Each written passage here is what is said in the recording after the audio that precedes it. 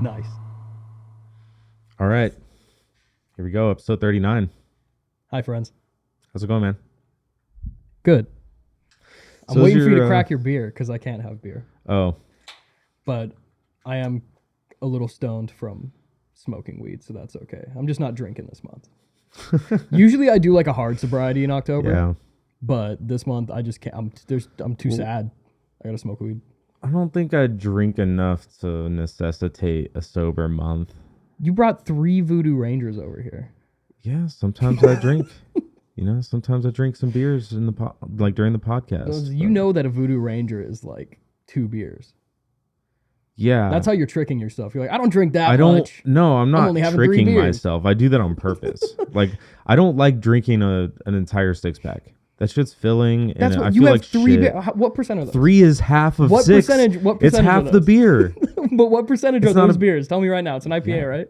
Yeah, the percentage is great. I like it. What? I buy it It's for the great. percentage. Tell me the number. Like, it's 9. 9, yeah, exactly. it's So a awesome. normal beer is 5. No, but it's not the volume. The volume is what I'm concerned yeah, about. the volume is good. That's Yeah. good. That's healthier for you, I think. Maybe. It's But not you about are health. drinking. It's not about health. In terms it's about of- it's about getting the buzz and like fucking getting that buzz and Yeah. then getting there and then I'm like feeling good and then I can like not drink and then I can like go back to normal like faster. Yeah. You know, at least I'm not trying to drink 12 beers in a sitting or whatever. You're Like, having, like, in terms of alcohol content, you're having 6 beers. that's cool. I'm just saying. I'm not trying to fight with you here, Spencer. Yeah, and I can do it in 3 beers. I'm just It's I'm just efficiency. jealous. It's efficiency. That's literally No. think I'm of it in into that. efficiency. Yeah. Like I just want to drink efficiently. I live for efficiency, so I hear you. That's what it's just like wax over weed. Dude, Juice Force is 9.5. I like Juice Force. They taste like orange juice. Do they? Yeah. Or do they taste Dude, like they hops? taste just like oranges. It's crazy. Really? What is it? Is it beer? Yeah, it's is it like beer, a- but I don't know how they do it, man, but it just tastes like fucking like Sunny D or some shit. No, I mean I've had some like high percentage beers that are just made right. That taste good. Those are pretty rough. I don't like IPAs in general and hops. I like bitter stuff, man. I like dark chocolate. I like the 80% dark chocolate shit. Those Dude, are good. I like man. coffee stouts. Coffee stouts Coffee, are yeah. pretty damn good. Coffee stouts are pretty good Yeah. because it tastes like black coffee. Yeah. It's like bitter ass black coffee. I like that shit. Yeah. You know, if it's too sweet though, I don't know. Yeah. The orange juice is like the sweetest as far as sweet beers go. Like the sweet IPA is like all right, but I do like sours. Sours are kind of sometimes. can't do it. Sometimes they're fucking just wrong. I can't do sours. But I enjoy them. I don't know. Maybe I just haven't had a good one. I don't Why know. are we talking about beer? I can't even drink. Maybe that's why we're talking your about beer. choice. I know. You like beer and you chose to go sober this month. It feels good though. I'm not like that. It's not even that I like have issues or drink too much. When I do, I keep it pretty low key. It's just like money and health, Yeah. and just like a mental thing. If you just tell yourself that you can do something that you know is kind of challenging, and you do it, it just feels better. So I'm just trying to get on top of a lot of stuff. You know, life's been fucking tough lately. Yeah, sure. So Use it as like a meditation practice almost. Yeah. Like a discipline practice. exactly. Yeah. I do have a problem though. Every time I do these sober months, it's like you kind of want to fill that vice one way or another. And like even like this month, big time because I'm not vaping, which was never much of a problem for me, but I've just been fucking doing it a lot. You mean So, like nicotine? yeah, nicotine fucks. I love nicotine now. Yeah. I got obsessed with it. I was getting kind of into it, and then when I went on the road with Ron Conan, Oh yeah. dude, it's just zip, man. Having the vape in the van all the time, just it's nice. I drank way too many energy You're all just drinks. passing it around, or you all got your own? No, dude, I had like 4 at a time. You had 4 like Yeah, and Matt at a had time, 3. all at once. I did. There's a picture of me doing that in Ohio at the bowling alley venue. Yeah, I did- I could see it. I was holding like 6, I think, and I was like, oh, it'll be funny little joke because we noticed we had so many already, just like scrambled around in the van. Most of them were dead, but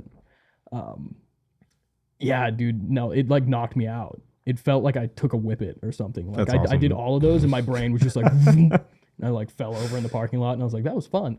Yeah. I like the nicotine buzz from cigars. You smoke a cigar and like it's I like really started with intense cigars. sometimes. Like I like the dark ass like Maduros. you know, Yeah. like super dark ones. Yeah. For some reason, like they're just super spicy and like I don't know. I feel like it's just more flavor per puff. It's like the same thing with like the 9% beers, dude. I like the Oh, heavy ass yeah. cigars. Like, Yeah. give me all the nicotine in the world, like in one hit. Cigars are kind of a luxury item in the first place. They're It's the thing where it's like yeah. you're gonna get what you pay for. I mean, there's outrageously expensive cigars, Yeah. but yeah, like cheap cigars.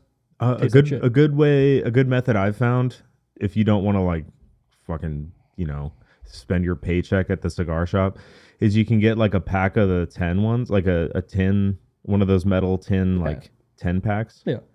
And I got a pack of Undercrowns, like, I don't know, like a few weeks ago. Mm-hmm. I still have like half of it left. Nice. You Do you know, do you have a so- humidifier? Do you keep them moist? Honestly, these ones I haven't, which they're probably getting pretty dry by now.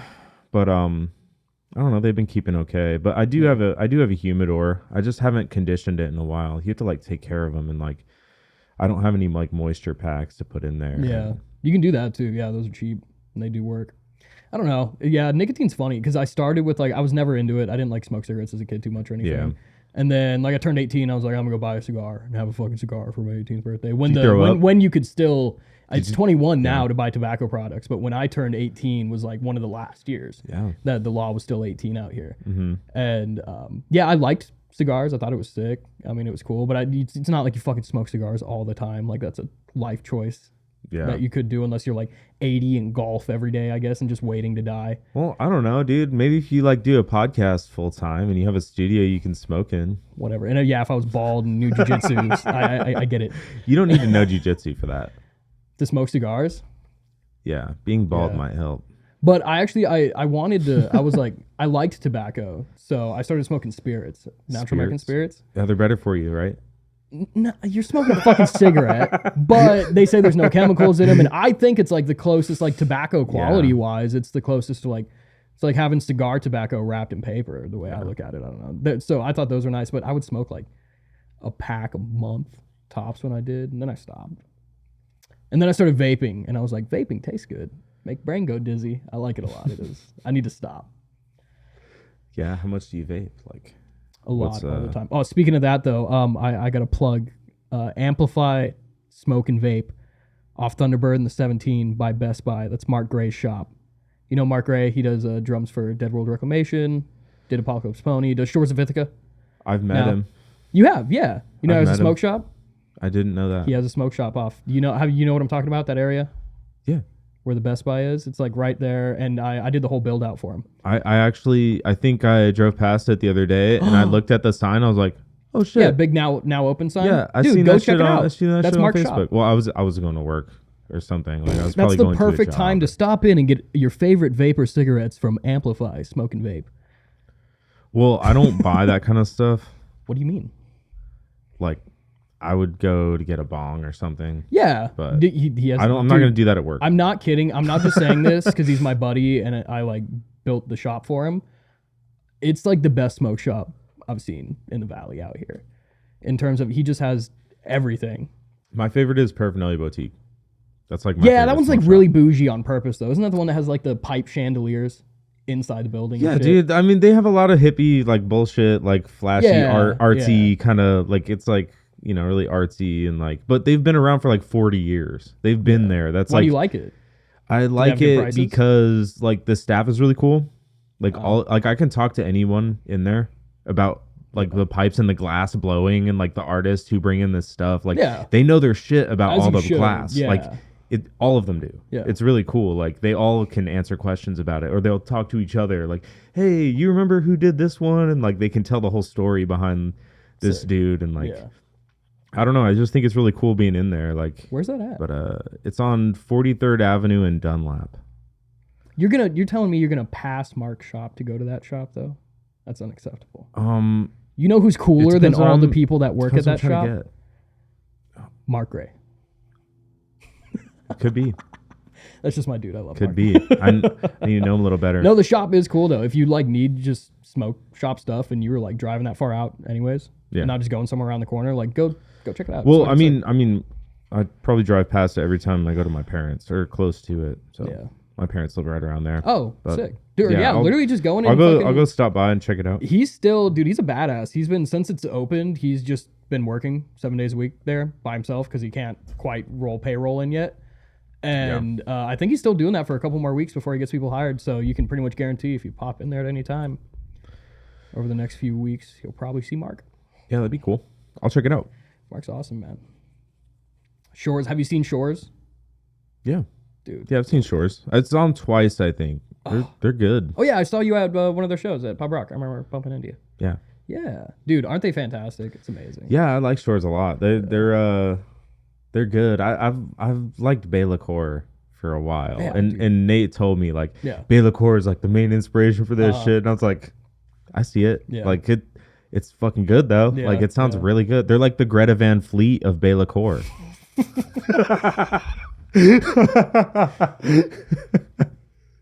You know what I mean? Oh, you're right. You know what I hate mean? it. You know what I mean though? It's like it's not bad though. Greta Van Fleet's good. They just sound like Led Zeppelin. Like it is. And it's like, dude, I've grown Shores to is love great. I've grown to love the mellow death thing a lot, man. Like stylistically, the epicness of it, As long as it sounds really, really big.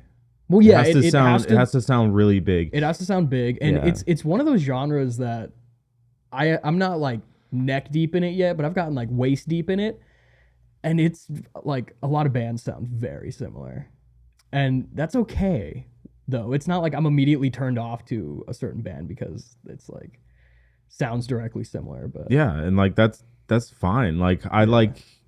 I like all kinds of bands that sound the same. Exactly, yeah, and I've really grown to appreciate that with Melodeath because it's even like the logo styles. Yeah, very like some band, and it's like I think I talked to Mark and Nate about that, and they were just kind of like, "Well, yeah, we're a fucking Melodeath band. We're gonna make it look like the Melodeath calligraphy, thing." And I'm like you're fucking right.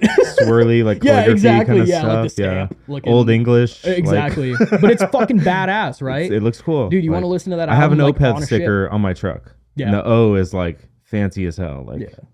It's like it looks cool as fuck. I don't think I can name an Opeth song. I always tell people to go listen to Black Rose Immortal because it's like 22 minutes long, and it's a good example of everything they can do. Like it's like listening to an album, from start to finish. Like it's like 7 different songs in one, But it's a really cool track to just sit there and like, it's like just listen to it. Like, and most of it's like pretty fucking good, and the transitions are like spot on, and it's like fuck, dude, like it all makes sense. But I'd probably be a little pissed off though if you're like, hey, listen to this song, and you sent it to me and it was 22 minutes. I warn people. I always warn people. Like Opeth always has really long songs anyways. They're usually like 8, 9 minutes. Like that's the Melodeath like style. Long. They're always that long. I've gotten into a lot of Doom, man. Doom has long ass songs too. I always loved Doom, but since I went out with Conan, I think it's making Doom is making a come up right now. I think a lot of people are getting into Doom absolutely. right now. I saw it firsthand. The openers on that fucking tour were amazing, dude. Some of those acts I saw, like one of them was an instrumental act called Glacier. Yes. And dude, the loudest fucking band I've ever heard in my life. From where? They're amazing. That was in Boston. Glacier? Yes, in Boston. Glacier. All right. Careful looking them up, because when I was looking up all the openers before I went on the tour, and that one I looked up, and a band comes up before them called Glacier, which is like a boomer fucking dad riff, like 80s style rock and roll band. Yeah. And I shit my pants. I was like, oh, I found him, Glacier band. Listen to They're it. like And Striper. I was like, this is not who's opening for Conan and Thraw in Boston, dude. You're lying. And I had to dig a little deeper, and then I found who was clearly the band that was going to be opening. Glacier the Doom Band. Thank God. Yes, Glacier the Doom Band. I'm trying to remember like what they have a weird Instagram handle or something, but they were phenomenal. Chrome Ghost, super fucking cool. Okay. Have you heard of Faytooth? Faytooth. That sounds familiar. It's an all-female act. It's Pixie Doom, and it's an all-female act from LA. Pixie Doom? Is that just made up? No, it's just I mean, sounds made up. Well, yeah, they probably made it up. Good for them. them. They're the only band in the genre. Pioneers. They made it up. Pioneers of Pixie Doom. You could say that. Maybe not though, but sure, why not? But you can like imagine what it sounds like, right? It's just Doom, like super heavy, sludgy Doom, but with like female vocals. But she screams and sings. Well, they had a lineup change recently, actually. But I think they just dropped one of the chicks. I think it's 3 chicks. How many pioneers went out and just got slaughtered by a bear? Huh? How many pioneers went out and just got slaughtered by a bear and ended? Like actual pioneers? You mean like yeah. They could be pioneers. That's fine. Well, for LA, there were a lot of pioneers, right? Yeah, there's When a LA was shitload of first pioneers made, in LA, dude, man. Right now, someone's inventing something. there's always pioneers. They're full of pioneers. They're always trying to get there. They're still there. And man, there's some of them that just fail hard though. That's good. Pixie metal. Pixie metal. No, Pixie Doom. Pixie Doom. Like you like a fairy, or like fairy doom. You know, it's pretty, but it's amazing. But it's heavy. They were really good. Let's one up them. They were what? How? What are you gonna say right now? Let's one up them. How? We'll be the next band in Pixie Doom. I think this is a do touchy subject, but I think we can't do that because we're men. I'm gonna be honest. I feel like the all female, not even like one female in the band. You think I feel like men can't be has into to be. Pixie Doom? No, I'm gonna say it here. I think men can't front a Pixie Doom band. I think it has to be female fronted, but I think men could be in the band. No, I think it should be every member. Every member should be female in a Pixie Doom. That's band. Controversial. No, it's not. You're excluding men from the genre. Like emergency fill-in guy, maybe. Like, oh, fucking Sophie, the bass player. No, I think sick. it'd be okay Jim if like can fill in. if it was like 2 out of the 4 members were guys. Like if there was like the drummer and the bassist, and then the guitarist and the lead singer were both females, and they like fronted the band. You know, See, like, maybe you'd be into that, but I've been a fan of Pixie Doom, so I'd be like, that ain't it. I'd be like, nah. I'd be like, I need 2 chicks, 2 more chicks, you could be a hater, or at least That's 2 okay. chicks. You could even do it with 2 chicks, 2 chick band, Pixie band. Yeah. 8 chick band, Pixie band. 8 chick band, 1 guy playing the triangle. So you're an elitist for Pixie Doom. 4 Pixie Doom. You're a Pixie yes. Doom elitist. Yes. All right. I can, and I know one band. It's Faytooth. That's it. They probably have influences. I don't know. They've been like I've heard. Everyone has influences. Music has been around longer than everyone. Yeah, so. and female clean vocals is pretty popular in doom metal. Like Cool, Draconian, Swallow the Sun. Most of doom metal is clean, I think, isn't it? Relatively. At least most of the bigger bands. Everything varies, but relatively, yeah. Yeah. I like when it crosses over to like groove and doom, you know, where it kind of like gets a little faster in some parts. There's a band I'm thinking of called Demonic Death Judge. I've mentioned them on this show a couple I think times. you brought them up, yeah. But like they like ride the line between like doom and like groove metal. I guess that's kind of cool when doom gets fast. Isn't that kind of? Yeah, but all most of their vocals are like super heavy, like not clean at all, like really growly, kind of like sick. You know, they sound like really fucking growly. Yeah. But then I like the, you know, like the OGs like Electric Wizard, you know, shit like that, where they do clean vocals and they just put like this ridiculous amount of reverb on it. It sounds like they're a mile away. It's kind of great. Yeah, it's awesome. It sounds super cool. I feel like most vocals fit into doom. Like you can do something with it. A lot of people's natural voice or just like yelling screams or dirty vocals or cleans. Like, I don't know. Yeah. Doom's fucking awesome, man. Have you listened to Conan at all?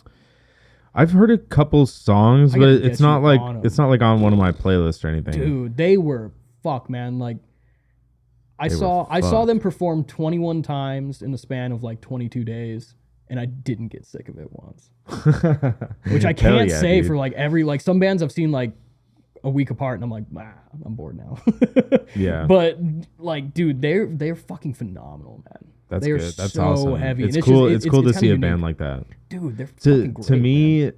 To me, Argonaut was one of those bands for me. Yeah, dude. Every time I saw Argonaut play, I was just like, fuck, dude, like even just in the studio, they were just practicing. I'm just there like filming an Instagram, like bullshit Instagram video. I'm like, dude, this is fucking sick. Argonaut rips. I'm glad they're back, man. Yeah, like I want to see them on some bills actually out in the world. Yeah, it's I don't know what's going on with that though. I'd have to talk I don't to really either, honestly. Yeah. I've been trying to get I tried to get Luis on the other day. Have you been fighting to get him on like forever? I talk to him every once in a while. He does the intro. He's a hard man to get a hold of, for one. He doesn't respond very well usually. I'll call Luis right now. Luis. And that's okay. He's doing a lot with his he's actually like working in a barber shop, cutting a lot of hair and stuff. And he's doing a lot for that, and like I think that's pretty cool. Yeah. He's working on that pretty hard. Sick. But As far as Arcanaut goes, like I don't know, I don't really know what they're doing. I don't hear a lot about them. You know, they don't post a whole lot. I'm glad they're back. Let's have a drink and a toast for Condemned Till Dawn.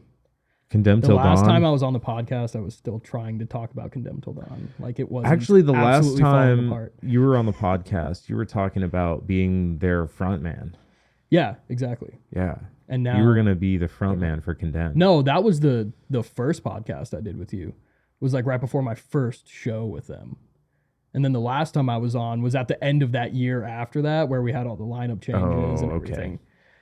And I was pretty much just like hanging on to the last bit of it. And then it was just like kind I of. think we did one more show kind of after. faded away. Yeah, one more show after that.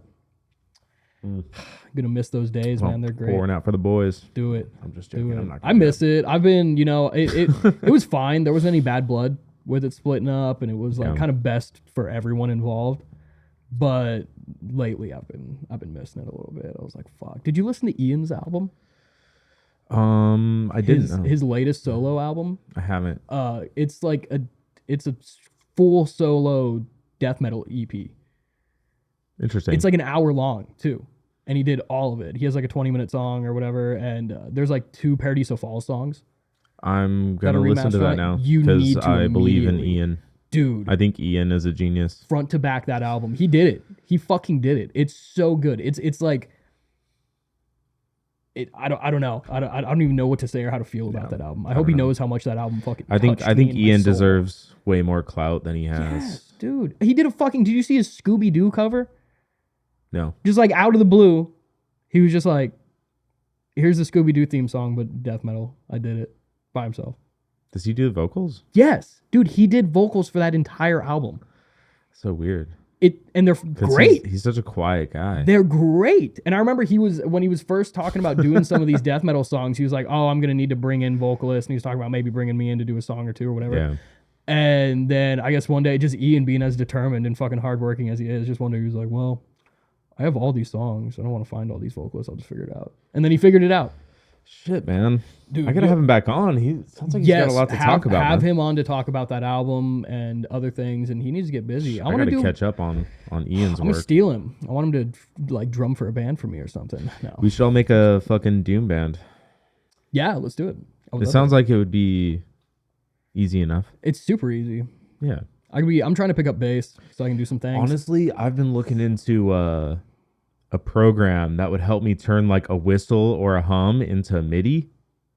And then I could send that to a guitar player and they could fucking do whatever they wanted with that tone. And as long as they kept the general like tempo and rhythm, I can write vocals on top of whatever I'm whistling. Yeah. You know what I'm saying? Dude, get wild with it. I could. Doom is an open spectrum like that. Yeah. You can get funky with it. Yeah, because I've seen Noises. Fucking Day Tripper, Eric Ellis and Day Tripper playing a violin, Motherfucker. like distorted as My man. fuck over top of all that reverb. Like It's like the coolest shit you've ever seen, right? it's like really good. Oh. It's really good. I like how they wear all the robes and get into character. And It's full he bore. puts on the robot like filter. He's like, Yeah. "Well, bring me your wisdom leaf, smoke with me." Thank you, loyal disciple. And then he'll like cough, like break character just a little bit. Dude, I love Eric so much. Yeah, dude, they're wicked. Good for them. Yeah, I like what they're doing. I hope they get in front of more people because that act that they do on stage, like it's fucking good. Fucking great. They're like marijuana wizards. Some like people don't weed like wizards. Some people think that Stoner Doom played out, which is a fair statement. If you do it well, and they do. just do it well. Like he I don't writes know, like lore for the fucking songs. He has like books about. yeah.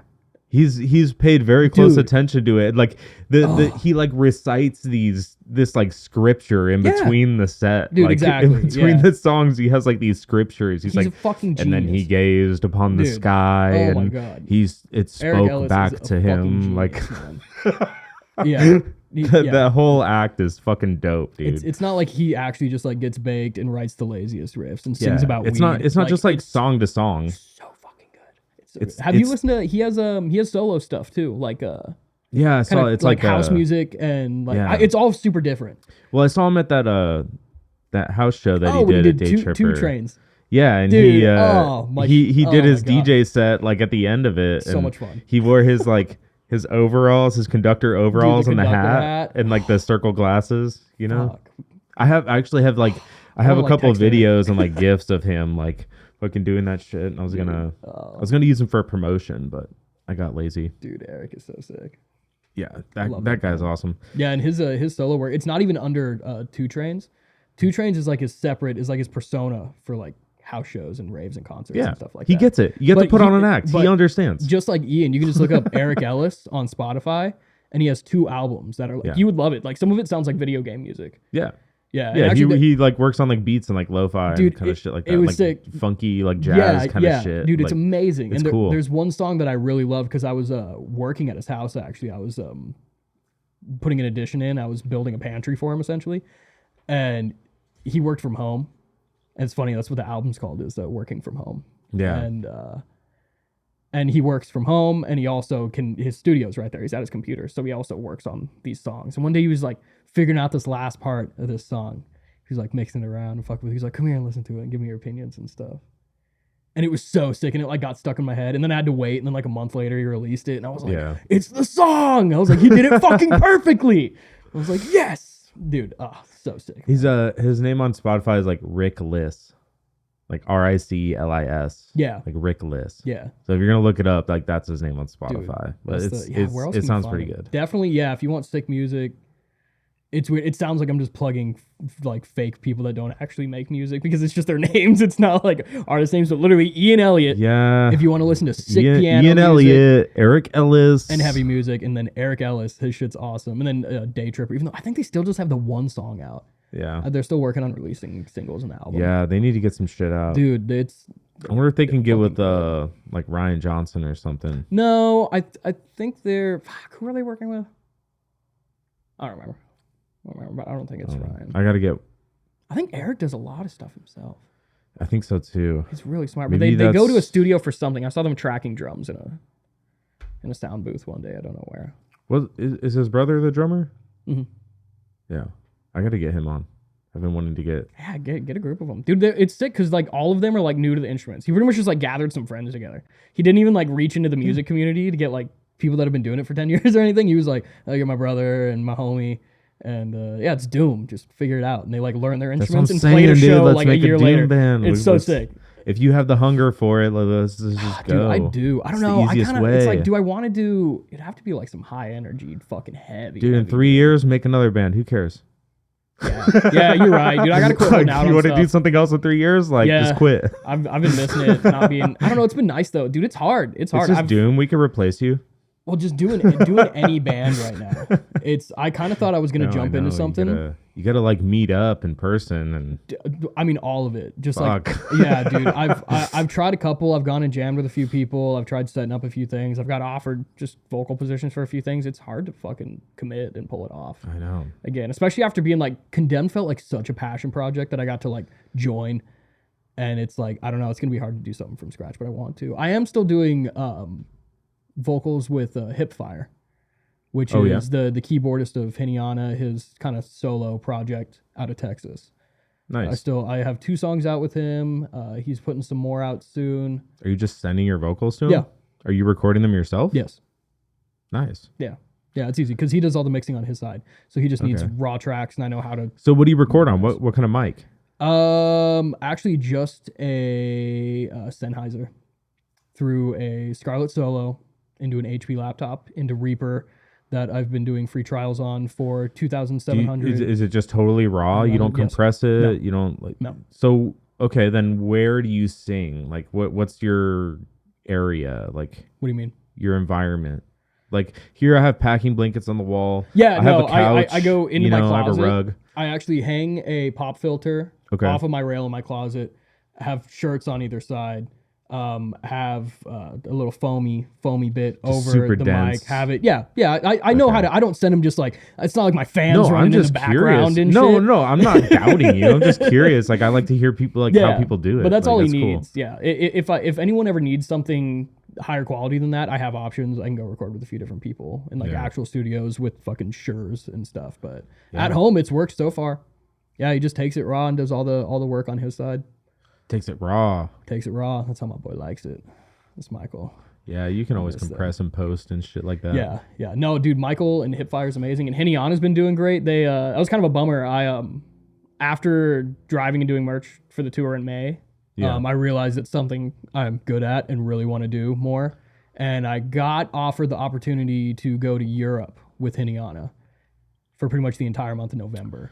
What, to be a roadie? Yes. Yeah, to drive and sling merch. But is that all you're doing? Like, are you taking on more than that? No, I mean, with like, are you trying to learn like the tour manager role? Yeah. I'm pretty much striving to be a tour manager. The Conan tour manager Marie told me that I'm like fucking kind of a natural in Beaufort, and that was, even though that wasn't necessarily my position with Thraw when I went out with them, I did accumulate some tour manager responsibilities and just pay attention. I'm just good at doing that. I was driving, so I wasn't getting fucked up every night. I wasn't acting stupid. I was in charge of a lot of money, just shit like that. You have to be sober. Yeah, relatively. We had nights where I could fucking. Well, you can buzz a little bit. Yeah, like, but not if I'm gonna drive. If I'm driving, I'm dead set. But if we're like crashed out at a place for a night or whatever, then I can be like, okay. But no, dude, it was great. It was awesome. And yeah, I had this opportunity, but due to some financial straits on both sides, I'm not going to be doing that, sadly. But I am linked up with them to hopefully do the U.S. when they're back and ready, because they're busy. Hiniana's fucking killing it. They're going to do that.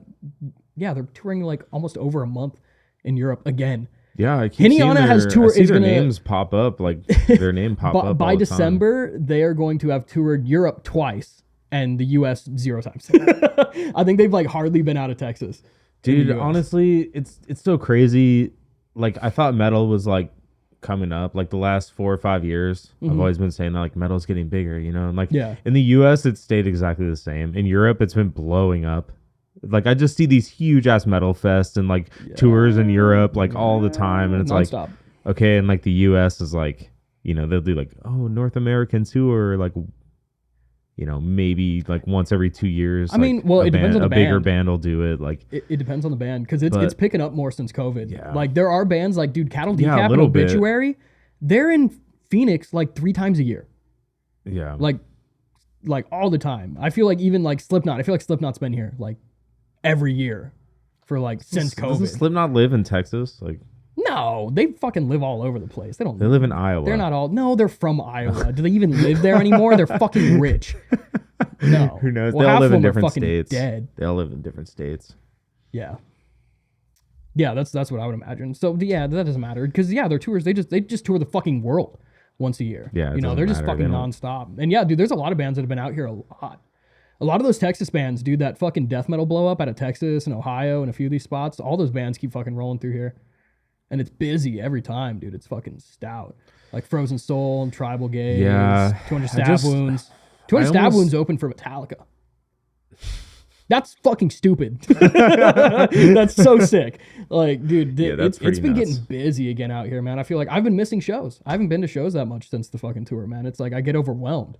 There's like 5 a week I want to go to out here. I'm like, dude, I have $6. Fuck. Well, whenever you go to some, hit me up. Dude, I will. I'll throw the ones that I think you should go to. The ones that I really think, I won't just be like, this show's sick. Like, the ones that I'll be like, Spencer's going to fucking like this.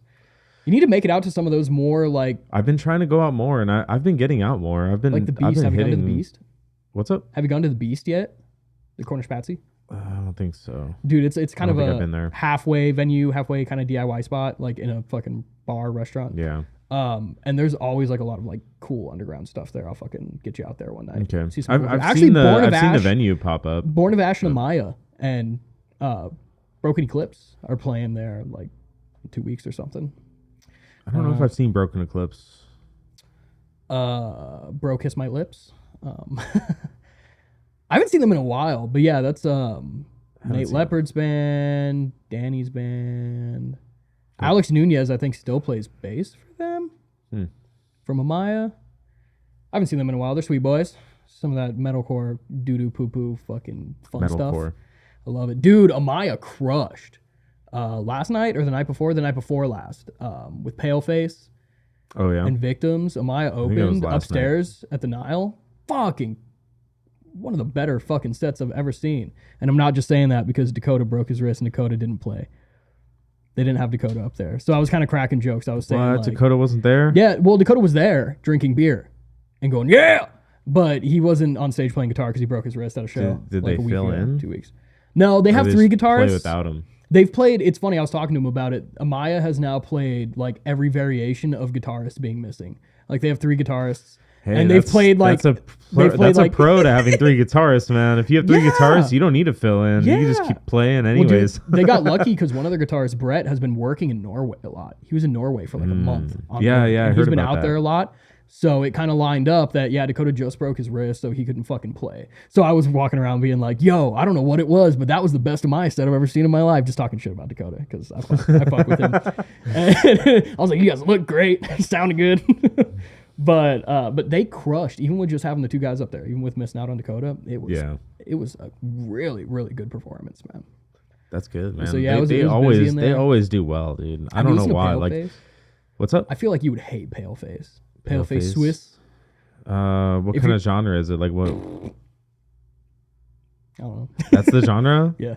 Oh fuck, man. I probably wouldn't like. It's deathcore. It's not my. But it's like really fast, aggressive. Kind of has some like hardcore inspiration, and also the dude just spits. He just like the vocalist. He just like raps, and like will rap like in dirty style, but will also just like rap, and it's like it sounds fucking lame, right? But it's really hyped up. Dude, it's fired up. I've seen him twice now, and both times I was like, I'll have to listen to it. On record, I don't like him too much. You might not even like him just listening to him. I'm really live, picky, so live it's pretty fucking nuts. Is it melodic? Not really. Dude, that's already like not a good sign for me. No, not necessarily. Dude, it can be, I guess. No, for me, they're kind of all over the place. Specifically, like I need melodies. You need that melody. I like melodies. Shoddy's like a melody in my head. Yeah. If it's not like that, then it doesn't matter. Yeah. Like Amaya, it's super melodic. They always. Dude, they're so good. They have a lot of everything. Dude, they're really good. They're at peak lineup with Dakota off stage with a broken wrist. No, I'm just kidding.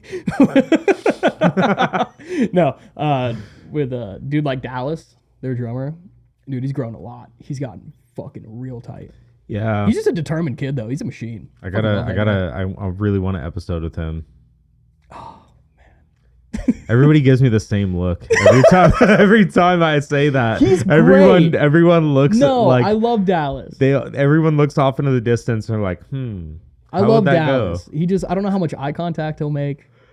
No, like I've talked with him. He's a cool guy. He'd probably talk about cool shit. Yeah, he'd probably talk about like fucking Taekwondo for an hour or something. That's awesome. That's cool, man. That's not even what he does. He's gonna be pissed. He's not gonna be pissed. Nah. Doesn't look Dude, like. Fuck those guys. I talk shit about everyone in Amaya. Well, they're good enough. They can take it. They can handle it. Dude, Brad's singing voice fucks me up every time. The bass player that just belts and sings. I'm like, fuck, dude, he's got like my favorite clean vocals really in the country. He's fucking awesome, man. They're so great. I love those guys. Yeah, I always think about like, that sort of genre, and I'm like, oh man, the clean vocals always just throw the song. Dude, overall, off. 90% of the time. When as soon as he opens his mouth, like it doesn't fucking kill the song like it normally does for me. Like I fucking love those guys, man. He's good, man. They're sweet. I like how he plays. I'm trying to think about what other fucking shows I've been to or some shit. I don't know.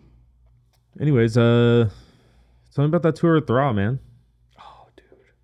How'd that start off? Like, how did you get into that? Like, did you ask or were you invited? Yeah, no. So I'd been pretty good friends with Rob for quite some time at that point. Like a couple of years. Me and Rob have known each other since just Club Red. Yeah. And he's always worked door for like 13s, and I just go to a lot of different shows and just kind of hang out. And I was just close friends with Rob, and even kind of doing I would like jam with him sometimes and shit, and some other people. And he told me, one day he was just like, this was now after I wasn't in Condemned anymore. I was kind of feeling like a little bit of FOMO in the music scene, like just felt like I was missing out and like not doing anything. And I mean, I always wanted to just tour. That was like my primary drive with music, really, is to take it to a financially good enough position to tour and make money, because you can do it. And I've always had confidence in. I like driving, I like fixing shit, I like problem solving, I like selling. I like selling merch, honestly. I fucking love talking to all these people that are into the same shit that I'm into in different places Yeah, every selling night. merch is cool. Sometimes there's fucking dumb people or annoying people, but overall it's like sick fucking people that want to come check it out and buy merch and stuff. And like you make good tips. I won't say specifics, but it was 21 shows, and Thraw did 5 figures in merch. Nice. Yeah, like it was very fucking awesome. That's the only way to make it was money. great. Like, I'm getting off track though. So pretty much, yeah. Rob told me, dude, we got this fucking tour lined up with Conan, and I had known about Conan, but I wasn't like super into him yet. I didn't like listen to him a lot or anything, but I was like, that's cool, and it's fucking Thraw, and I love Thraw. yeah, you knew Conan was popular. Like, they had a name. And I thought about it, and he was saying like Conan was gonna ride in the van with them and stuff. Like they were flying out from the UK, and they rode in the van. And Gray, the drummer of Thraw, has a van. It's the Greyhound. And it's a 10 passenger. It's a 3-row Okay. with or is it 4? No, it's a 3-row, like 2500 Chevy or whatever. Sure. But yeah, I like immediately, like Rob told me, he was like, don't tell anyone, but we got this tour lined up with Conan. And I was like, do you want someone to drive and do merch? I'm good at both those things. And he was kind of like, at first he was kind of like, yeah, maybe I'll talk to the guys about it. And then it got pretty much locked in from there. And it went as well as I thought it was going to. Conan was like, you have a driver? Dude, exactly. Yeah. Bro, That is essential. I was so excited, dude. I was so thrilled. I mean, just like, fuck yeah. to boil it down, it was the best month of my fucking life, dude. Yeah. Like finally getting to like full-fledged for a Dude, whole month like tour the so US much fun. with a legit band, like sold out venues a lot of nights as the headliner. Dude, I remember going with you Mm-hmm. and Condemned and Arcanaut to Texas. We went all the way to fucking Austin. Dude. That was a blast. And that was like one show. Yeah, Like that. exactly. Dude, 21 times. I was like, exactly. I was that in sounds love with fucking it. awesome, I was bro. always in love with it. I was always in love with going out on the road, even if it was going out to. Dude, this tour was so good. If you don't have Albuquerque kids, was sick. If you don't have kids, That's how good this tour was. The Albuquerque show was cool. well, it depends where you went, right? It was As long as you don't go to the not fucking where Red the fuck Velvet we Lounge. went. Not where we Don't went. go the to Red first time. Velvet Lounge. Fuck that. Nope. No, dude, it was phenomenal. And yeah, I just got to I was fortunate enough to drive I didn't drive the whole time just for safety reasons, cuz it's not like I was just driving and then getting to sleep all day. I was driving, getting to the venue, helping unload, setting up merch, working merch till door to door, loading the van back up, driving to the Yeah. motel. So I had to have breaks, but I probably drove like 60% of the tour. And that felt great because I'm a fucking good driver. I know Out how of to all the drive people stuff. there, like that's a good percentage. And then Matt, you know? luckily Matt from Thraw is also just a whiz and knows his way around a steering wheel and an engine and tires. And yeah, dude, we fucking trucked it and made it. And dude, yeah, it was gnarly. So I was out for like the whole month, essentially.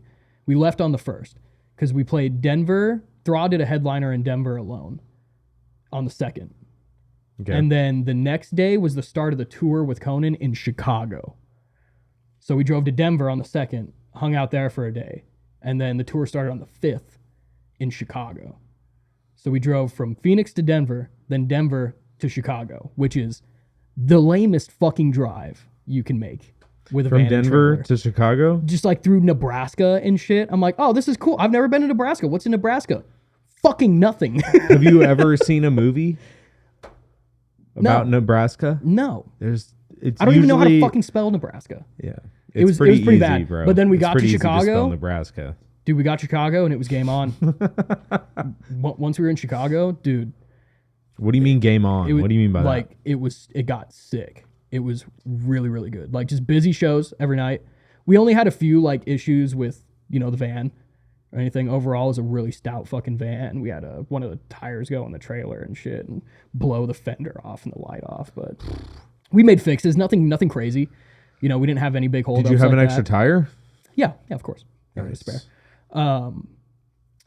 Yeah, but we went we had one day off from Chicago. We technically had days off between Denver and Chicago, but when the tour started on the 5th with Conan, we had one day off between I think it was Michigan and Boston, where we had to shoot over to the East Coast Yeah. after doing a group of cities, Michigan and Chicago and stuff. And then we did 16 days in a row shows from New York to Seattle. It was Wow. gnarly. So yeah, we did New York and then So how does that nonstop. go? You play the show and then what? You pack up, and then the East Coast wasn't too bad. The East Coast was actually a nice start, right? Because if we had, I don't know, we went from fucking wherever, I can't even think right now, from all the cities are pretty close, or like under an 8-hour drive. Yeah. If you have like a it's 4-hour two- drive to the 2 next city, hours- no yeah, biggie. 4, 2 to 5, 4 6 hours. I'd say that the average was like 6 hours. Okay. Usually we would get to a venue, say 3, 4 o'clock, sometimes 5 o'clock if it was a bad day, but that's not too bad. There was usually only 3 Yeah, bands. the East on the Coast bill. is dense. But it's dense, yeah. So Yeah. we would play the show, like I said, load up. I do merch the whole night. We pack up, drive to a hotel or a motel. We did have hotels and motels almost every night. Blessing. It's not like we were trucking it. Not like super fancy or anything. Sometimes. But yeah, we would go crash out for, I don't know, 4 hours, maybe 5, 6, eat, get some breakfast in, go. We did, yeah, it was 10,000 miles across 30 days essentially. So do the math. That's a lot. Yeah, it was brutal. Yeah, and it was nonstop. Yeah, we did New York all the way down the East Coast, across and over. We were supposed to have a day off at the end of Texas, and we picked up an El Paso show last second. Show got booked a week before it happened, and it was still busy. Who did that? I believe it was Rob's idea in Thraw, and Ross started setting it up because he knew So- they had homies out there. They knew so a guy. Rob knew I think somebody Rob in set El up the Paso. show, Okay. even though like Conan, it was Conan's tour, Yeah. and it was through Napalm Records, and they So had did a tour Conan manager. play? Yeah, in El Paso. They played in Yeah, El we brought Paso him. like a week out. We were gonna have a day off, and there was one more day off slot in the fucking tour. After we did all the East Coast and across Texas, we were supposed to have a day off between. Was it unanimous, or was everybody, or were people Everyone like, was pretty tired at that point, and about half the people were not excited at first. But then it ended up being great because the people he knew out there had like a beautiful house, and we got out there kind of early and It was fucking better hung than out a at the hotel house. or a Dude, we motel? had like a spa day at the house and got fed and drank, got taken Okay. care of, and then went out and So- played the show. okay. And it was low key. It wasn't as busy as some of the other shows. Probably about half the capacity of the other shows, but it wasn't fucking. But it was dead. still a rest. It wasn't dead. Yeah, it was still Yeah, busy. yeah. And, That's cool, and man. we kind of got to rest, but no, yeah, we did all those days in a row. And it was from, I think it was, from the 9th to the 25th or whatever. We did That sounds fun, dude. straight. It was a blast. It was tough. We had our constraints. People got grumpy. People had silly little fights over little things, but that's just human nature. You just got to fucking work those kinks out as you go. It's tough. Yeah, you don't have sleep. You haven't been home in a long time. You miss your fucking girlfriend. You miss your dog. You miss fucking shitting not at a truck stop. You miss not eating gas station food. And but I'm not good at hiding my emotions. Oh, dude, so yeah, a lot of these like fellas me weren't. specifically, Yeah. I'm bad. Dude. It's tough, but if you get over it, if you fucking just keep to yourself, it's worth it. It's fucking worth it, man. It was amazing. Different sounds cities every cool. night. A lot of fucking sick food. The venues were sick. Venues were busy. sick food. You should probably describe it a little different. What do you mean? Sick, dude. That food was fucking. It was sick. Most of it was pretty sick. Some of it was not good. Some of it was not sick. The not sick food was bad. But no, like a dude in New Orleans, fucking. Ooh. New Orleans? What'd you get in New Orleans? Did you get was New it? Orleans food? Did you try to get No, cultural not really. specific I've been out there food? before. It wasn't my first time there. Oh, okay. So I knew the culture and the food. It's what got me into like good food, essentially. So you're excited when you're going to New Orleans? You're like, Yes, "Hell yeah, dude. I knew it was hell gonna be yeah." good, but it was weird. I actually I like wandered off from the venue a little bit to go get some food. I knew I had like Yeah. an hour. So fucking humid there, by the way. Disgusting. Oh, Made yeah, me dude. want to be here in 120 I lived in degrees. Florida for a little Just bit. drenched. Florida, it was like southern Sticky. Alabama. It It was was- pretty close to Louisiana. It was disgusting because we rolled in and it was Gross. raining a little bit. And we were like, it's humid, but it's nice. And then the clouds just disappeared and it was just sunlight and we were just boiling. It was Yeah, and then Cajun boil. all the It was vapor, fucked. all the vapor comes up. Like, Yeah. It was bad. But it was weird. I walked just like a block over from the venue and there's like an old church, like a beautiful old cathedral that was remade into a hotel and a cafe. It was like really bougie. Like I walked in looking like me and they were kind of like, what do you want? That's how they greeted me. They were like, what do you want? And I was like, I want to sit down and get some food. And they're like, okay, just you? And I was like, yeah. And I like sat in this like fucking beautiful garden area and got this like $30. It was, what was it? It was fucking, it was gnocchi. like pasta, like Yeah. like potato, but it was like really big, and it was in this like spicy crab marinara. Like there was crab meat. Probably real crab. Yes, like real fresh Real fucking fucking crab crab. meat in this like spicy pepper marinara over the gnocchi. Oh, dude, people were having like business conferences next with me, and I was like video calling my friends like, this shit's fucking gas, dude. I'm in heaven I right could now. see that. Just making a I scene. probably saw that story on Facebook or some Yeah, shit. it was beautiful. I was excited about that lunch spot. Honestly, when we got catered was some of the best food too. Like in the South, they some friendly fucking folks. Who would cater it? Like the people that own the venue sometimes and stuff. The venue would cater for the bands? Well, I mean, That shit doesn't happen in Phoenix. it does. It depends on the show and the bands. Like Conan had a riser. They like when we show up, we get a green room and either a pack of beer or 2 pizzas or drink tickets. Where? And everywhere, every venue. Conan is pretty big time. Like- they're with Napalm Records and stuff. They have a draw. They pull. Like we got beer and food. Like the pretty Van much every Buren would venue. do that? Oh yeah, for big bands, yes, they have demands. Okay. Dude, I'm just if trying to you're- I'm trying to wrap my Yeah, head yeah. around the industry here, you know what I Yeah, mean? it's nicer than you think, but it varies, right? Like I said, in the yeah. South, the people that own the venue and shit, they just live there. It's their life. They barbecued for us. They're like, you can sleep on the fucking couches. We'll leave the key with you. Like some of them are so nice and friendly, and like we had a lot of great interactions. But then sometimes, like specifically in LA, Oh, the venue dude, owner I was can a imagine, fucking bro. cunt.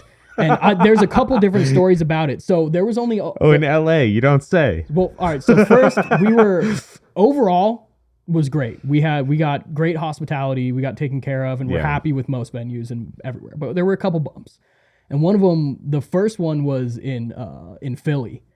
In Philly, Philly. before the show, I don't even know who it was. It wasn't like the venue owner. I think it was like the promoter for the show or something, was walking around handing out the drink tokens, right? I see him, he goes over to the Conan guys. And Conan, it was, at this time, Marie, the tour manager, hadn't flown in yet. So it was the 3 members of Conan, and then the drummer's girlfriend, Dee, was with them. And she was doing merch for them, you know, and hanging out. And she's awesome. They were fucking great. G and Donnie are like my favorite people. The king and queen of Ireland. That's them bitches. They're sick. Just like the food. Oh yeah, and I see he gives them drink tokens, right? And he gives one to D even. And then he walks right by me. And I was just kind of like, I wasn't even rude. I was just like, hey, I'm with Thra. Can I get one of those drink tokens? And he like looks at me and he's like looks at him in his hand and he's like, they're not for merch, guys. I thought he was fucking with me. I was like, bah! I was like, good one, dude. Like, I'm a part of this fucking tour package. I'm working. I'm here. I'm driving. I'm here. I was from wherever the fuck Thraw's he from. fucked up because at first he was like, yeah, they're not for merch, guys. And I was like, you're funny. And he was like, sorry, don't know what to tell you. And I was kind of like, are you serious? And I was like, I didn't even know what to say. I was going to say something fucking mean, but then he fucked up. And he goes, yeah, I only got 12. And I was like, well, let me think for a second. Since I am a part of this tour package and driving for it, I can tell you that the Thraw group is 5 people and the Conan group is 4 people. So you have 12 tokens for 9 people. I think you can give me 3, motherfucker. And he was, and gave me 1 and fucking stormed off. Yeah. Like he was really trying to not give the merch guy a drink token. It's like, know? are you going to keep the other 3? Yeah, like what do you, or just like, why do you, what do you think I'm a use fucking the drink slave on this tokens? tour? And it's like, you know, most nights I gave my drink tokens to the guys. It doesn't matter. But it was just just how he like dissed me as like a lower life form. Because I was the merch guy. Yeah, dude. Are you kidding? I did merch for Arcanaut, and I remember having to ask for drink tokens. Like, hey, does the merch guy got a drink token? And I hate doing that. I Yeah, won't go dude, it ask. sucks, But if bro. I get cold shouldered like that, I'm gonna call him out. I'm gonna be like, hey, you're being Yeah. an asshole to people that are bringing people to your establishment to spend money tonight. Like, you don't get what's going on. Yeah, like what the fuck? And then in LA, dude, this was crazy. It was the Resident. I probably shouldn't name drop too much. I don't know the name of the owner or anything. But, Who gives a shit, dude? There's like fucking 50 people who listen to this. Dude, yeah. Good fucking point. Yeah. They all know I got you. a little lost there. They all know you. Anyways, the Resident in LA. So we get there, and not only so, this is the first time this happens, right? Is up in the green room. There's some beer and some food, and the Thraw guys are in there, and the owner comes out and he's like, "This is Conan's beer and food," right? And like, John from Conan is on the couch taking a nap. And we're just kind of like, hey, John, is it cool if we have some beer and food? But he was like, that's not the point. Like it's only for Conan and Thraw. You guys can't be hanging out in here drinking my beer and fucking eating my food and stuff. And we're like, fucking whatever, fuck you. That was already the fuck you vibe. And then it got worse. This guy was just a fucking Nazi about his green room and what was going on in the VIP area in his LA venue. And Conan has like friends that are big fans that come to every LA show and bring them In-N-Out cheeseburgers. And it's a blind gentleman. It's a guy who's completely blind and he has a girlfriend. And they both come in with the cheeseburgers. Hey, they come to every fucking LA show, bring them cheeseburgers. They go up to the green room. This guy goes up the fucking stairs of the green room with his cane and his fucking glasses. They sit down for like 5 minutes eating the cheeseburger. Owner comes out again. Who are these people? You can't have guests in here. Only Conan in the green room. Kicks out the fucking blind guy that brought cheeseburgers. Dude, we were getting pretty antsy at this point. Shitbag guy. This Just was the worst the resident fucking person. Yes, yeah. in LA. Douchebag. Remember this. The venue was cool. Faytooth opened that one. It was beautiful. Pixie Doom. Pixie Doom. Yeah. It was a sick show. But yeah, we were just so fucking sick of that guy by the end of the night. Rob took a piss out the green room window. He was like, fuck. I was like, Rob, we gotta go. And he was like, what's that? He was pissing out the window. I was like, fuck gotta yeah. take care of something. Usually I'd be like, no. Usually I was the good guy. But I was like, that night I was like, fuck this guy. Yeah, let Rob loose, dude. Just let him loose. I remember I didn't even... I don't even think I was there. I don't think I was in the green room yet. And like Zach or one of the guys came down and told me like, yo, the fucking owner just tried to tell us we couldn't have Conan's beer. And I was like, oh, merch guy's got to go get a beer now. I'll be right back. Dude just went up there and looked at him. Yeah. Hey, John, is it cool if I have a beer? Yeah, so sometimes there's good hospitality. Sometimes not so much. Overall, though, really good. Dude, the bowling alley venue was like a dream. Where was that? It's in Ohio. It's Ohio? in Youngstown. Okay. Which is like same thing. I thought it was gonna be like a nowhere fucking A bowling town. alley venue? Yeah. Like on purpose? Yes. Like they built a venue and They bought a bowling on alley, a bowling alley and turned it into a venue as well. And there's an upstairs and a downstairs. It still bowls? And it still bowls. Okay, cool. It cool. is- As long as it still bowls, It was like fucking. It's a wonderland. It's phenomenal. It is like Sounds cool. you can just tell that it's like a mecca. were people for, like, bowling kids. during the set? Yes, What the fuck, Yep. dude? That's cool. and like sick lights. People were bowling during the sets. They could have had a show downstairs that night, but they didn't. There was a whole downstairs. And dude, these guys were just. It's just a community. The guy that owns it, obviously, a really passionate, awesome fucking dude. That's that awesome, owns his dude. bowling alley venue. unique. And yeah, they took care of us. They had a kitchen and bar, and they took care of us. And then the downstairs area, there was like a smaller venue, kind of literally like the underground, and then Okay. the upstairs. But the upstairs is fucking way bigger than like the Nile or anything, because it's a fucking bowling alley and a restaurant and bar. Sure. This place is awesome. Fuck, what's it called? I'll have to look at what it's called in a second. I can't think right now. But yeah, they let us stay there too. We roll in, and the downstairs they have like this big green room area with like 8 couches and some bunk beds. They had like a shower that was kind of gross. I don't think anyone used the shower, but they had a shower and like washing machines. And the dude was like, "Yeah, I'm out of here. I'm usually out of here about 1 a.m. I'm gonna lock it up. You guys just can't leave, and then we'll be back. My first employee will be back like 8 in the morning. You guys can bounce." And we didn't even drive anywhere that night. That was like the first They night. probably on tour I do that didn't on get trashed. purpose Why? so that do you people think? don't drive out of there fucked up. Yeah, that doesn't happen too much with bands though, dude.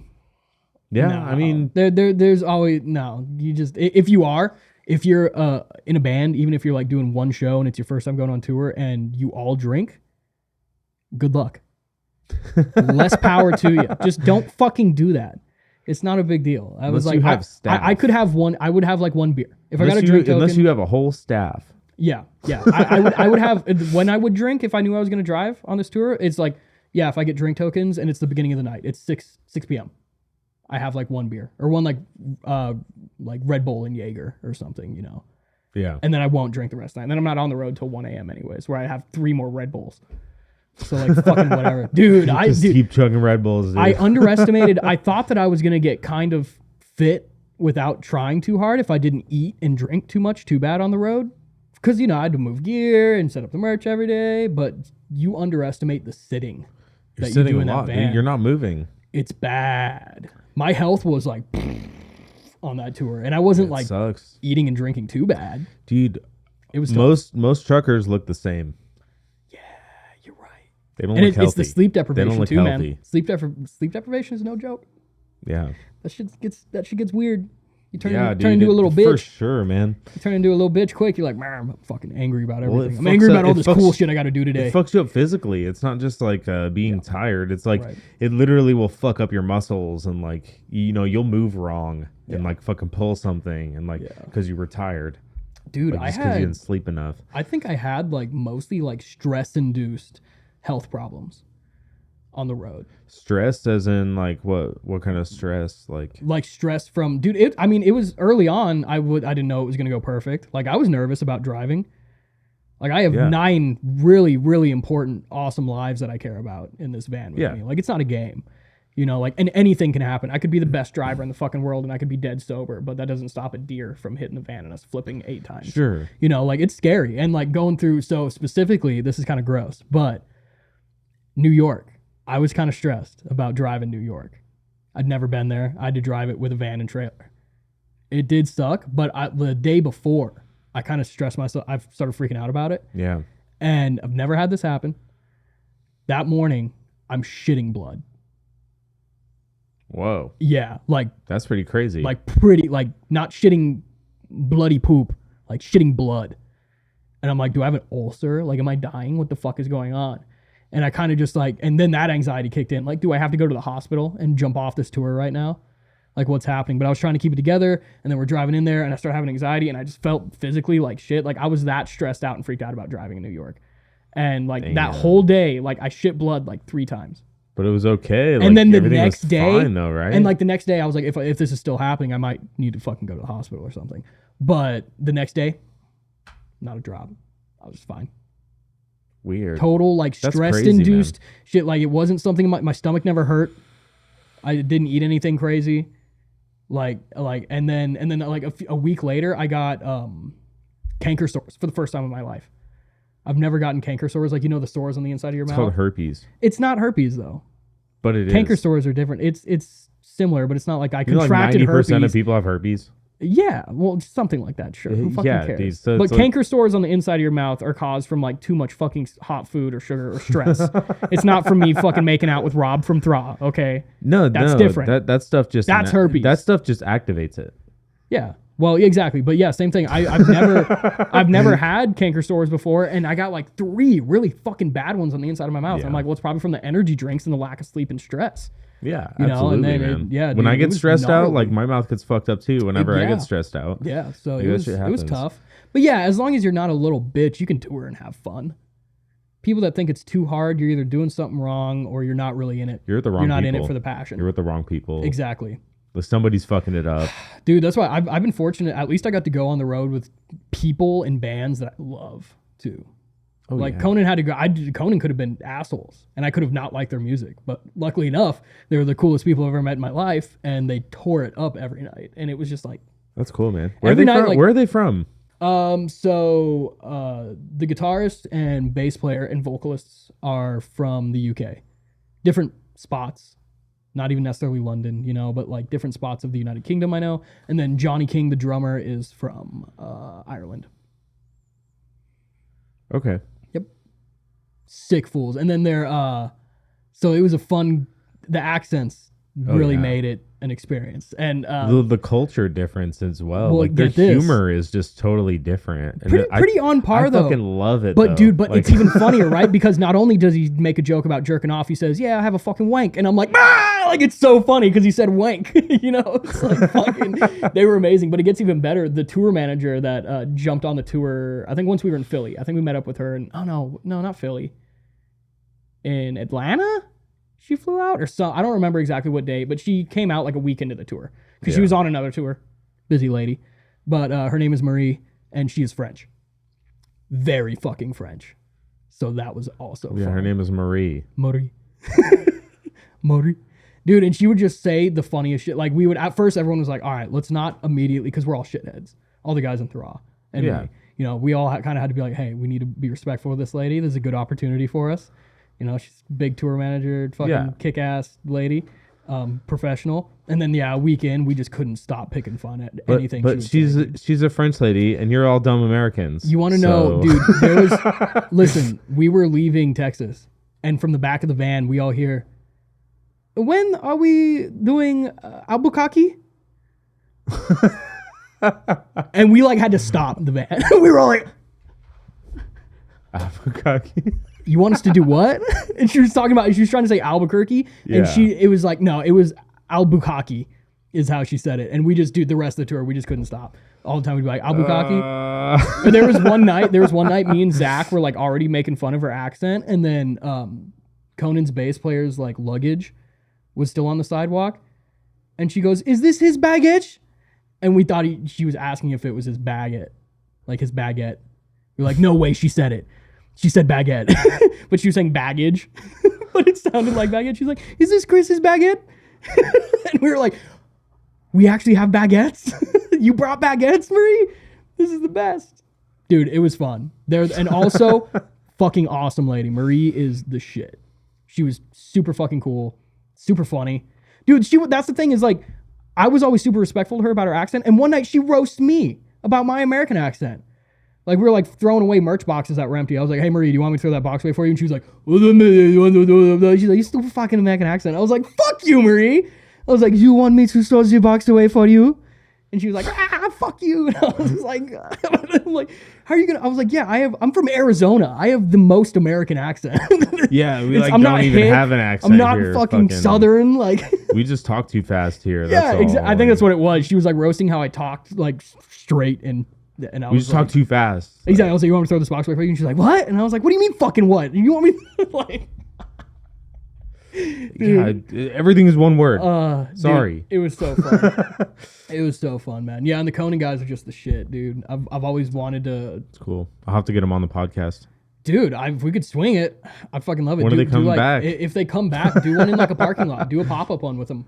Yeah, I was thinking about that. Getting like a pop-up shade and a banner. There's a good chance if they do Like- the U.S. again, Thrall will probably be involved. That's why I want to get that. Which means I will. I want to get like a mobile rack where I can like plug all these mics into just a little box. you can do it. You know, and then like have the box run to my laptop, and then You do it like out of a van.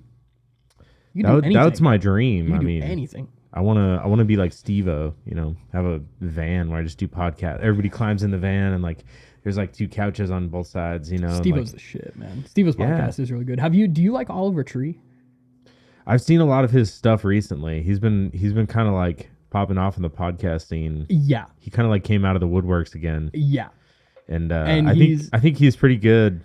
He's been explaining his whole like journey. I love him because I got into him like 5 years ago when he was still doing the first character Turbo, and like everyone was just kind of like, what the fuck is this? I remember when that got big, and and it blew up. I didn't really get into it, but I respected the fact that like it was a real life character. It's like he's committed to the fucking bit. Yeah, dude. and he made it a character that he lives. I'm like, that's kind of impressive. And he's like, and I didn't like the Cowboy album that he did, right? Yeah. He did his first album, phenomenal, fucking masterpiece. His meme, pretty much incarnate, but also he's legit. He's not just playing this character and doing a front. He produces this music. He directs the music videos. It's all his image. He really is a fucking artistic he does genius. all of it. Like it's his art. Even if love it or hate it. And the Cowboy Tears thing, I was like, all right, I'm sick of this guy. Like I even stopped listening to him until I was like, this is kind of a gimmick. Yeah. And it sucks. But he kind of did it on purpose, I'm starting to think, now that I came back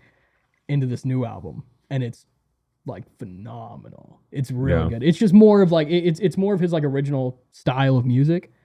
And he's just he's got this new character and he's just doing this new thing and he's hilarious. But he's been going on these podcasts and like breaking character.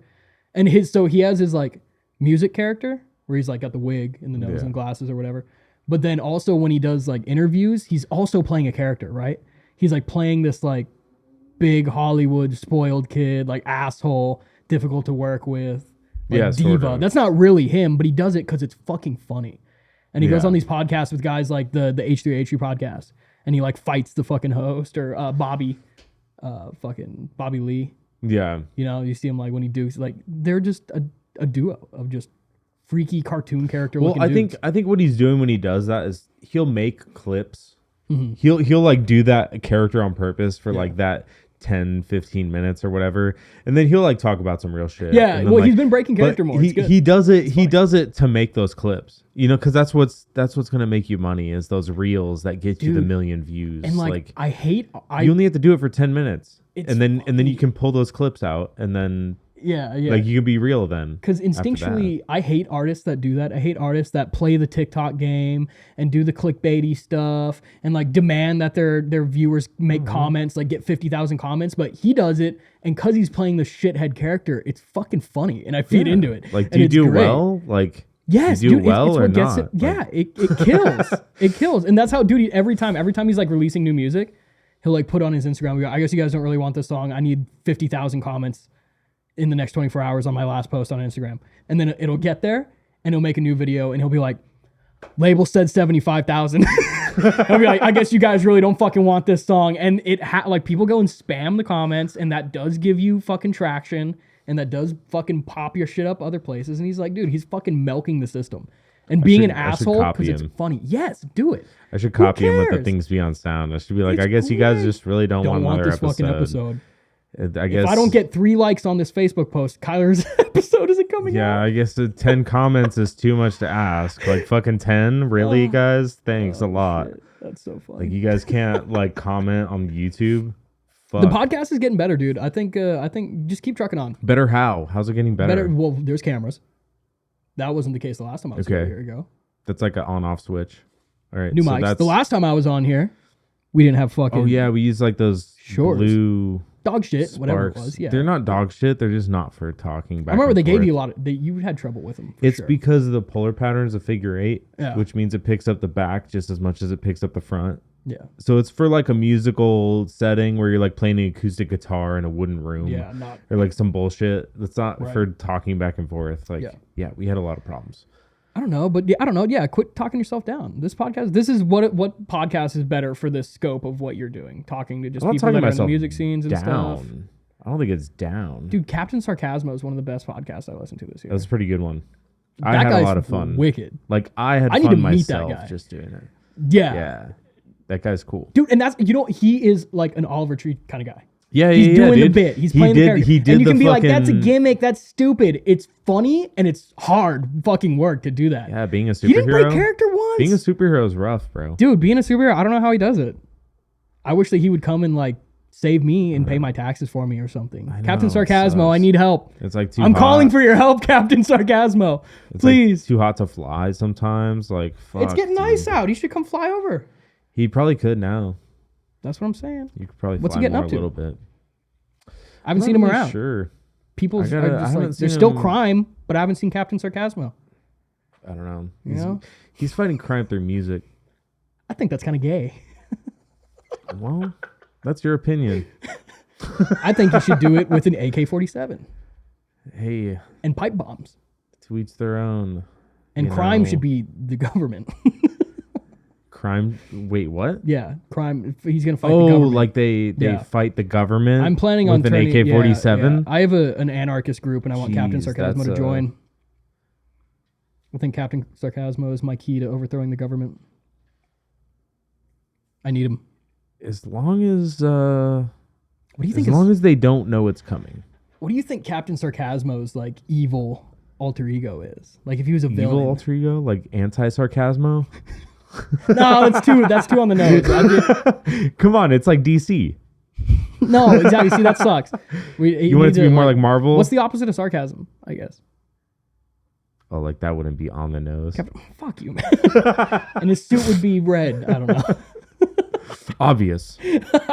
Oh, Captain Obvious. no, yeah, that sucks. Wait, that's his whole. Yeah, That's the dude, whole I joke. told you, dude. Fuck, man.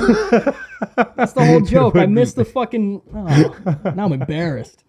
I just missed the point of Captain Sarcasmo. Jesus Christ, dude. You shouldn't let me smoke that weed, man. I'm trying to be Well, sober. Maybe you just need more. Yeah, no, the California sober thing's been working for me besides all the food and Shastas, grape Shastas I'm pounding. Grape Shasta. You ever have grape Shasta? Maybe when I was like 12. Then you're really going to love it. If you bring it back, if you haven't had it in that long, if you need to wean off the Voodoo Rangers. The longer you wait, the better it is. Well, the nostalgia time. factor helps with food, right? If there's something you liked when you were 12 and you don't have it again until you're 25, the nostalgia factor is probably what makes you like it. How do you You're know like, it's "Oh, shit, exactly it the is." same though? It probably isn't. I think about that. How like food from, Yeah, is it the same? Like, Or how- does it have the same name? but it is. Like, how is it possible that the food I get at McDonald's is like identical to what I would have gotten 10 years ago? Yeah. That's creepy. Well, That's just gross. Like nothing changes. How could they do that? How is that possible? It's like so like engineered to look perfect. And Yeah. it's like there's well, never. the thing is, like, it's not even the same. If you look at a picture from a Big Mac from the 90s Yeah, they versus used to a be Big bigger Mac and from shit. now, Yeah, like, it's way different. it is different. So like, and yeah, the quality of But they market beef it probably as if changes. it never changed. Like, They market it like the same thing. I don't know, it's scary. Like, no, you're the crazy one. They've always been this big. Yeah. Yeah. Like, fuck, dude. Yeah. I don't know. I know I've had Pop-Tarts when I was a kid. Are they exactly the same? Yeah. How do now? we keep making the same stuff? That's crazy. It's different ingredients every time. They look pretty close. That's crazy to me. They're just all made out of corn now. Is that it? I like corn. corn. I'm down with that. Yeah, it's just not fuck with corn. digestible. You just don't get any nutrients. That's okay. That's perfect. That's what I need. I'm gonna go on a I corn don't need diet. that shit. I've been on the corn diet. As long as it's sweet. I've been As on long the corn as it tastes diet. like sugar, I'm good. I mean, as long as I can fit like cornbread into there or something, something a little extra with the corn. Cornbread, corn tortillas. Oh wow, my God. I can't even do I was gonna do the Jonathan Davis impersonation. You know, that was a funny thing that I learned on the Conan tour. The singer and guitarist of Conan is John Davis. That's his name. I don't know who that is. It's the vocalist of Korn. Jonathan Davis. Oh, Adidas. I'm not Braids. super into corn. You don't have to be into Korn to know who Jonathan Davis is. Sorry, dude. Really? I You know what? Oh, well, I thought that was funny. sorry. I guess I fucked up. I You don't like who that corn? is. Huh? You don't like corn? Just I the know it doesn't food. have nutrients, but it's fun. Yeah, just the food, dude. Just the food. What's your favorite style of corn? Like the food? No, what album?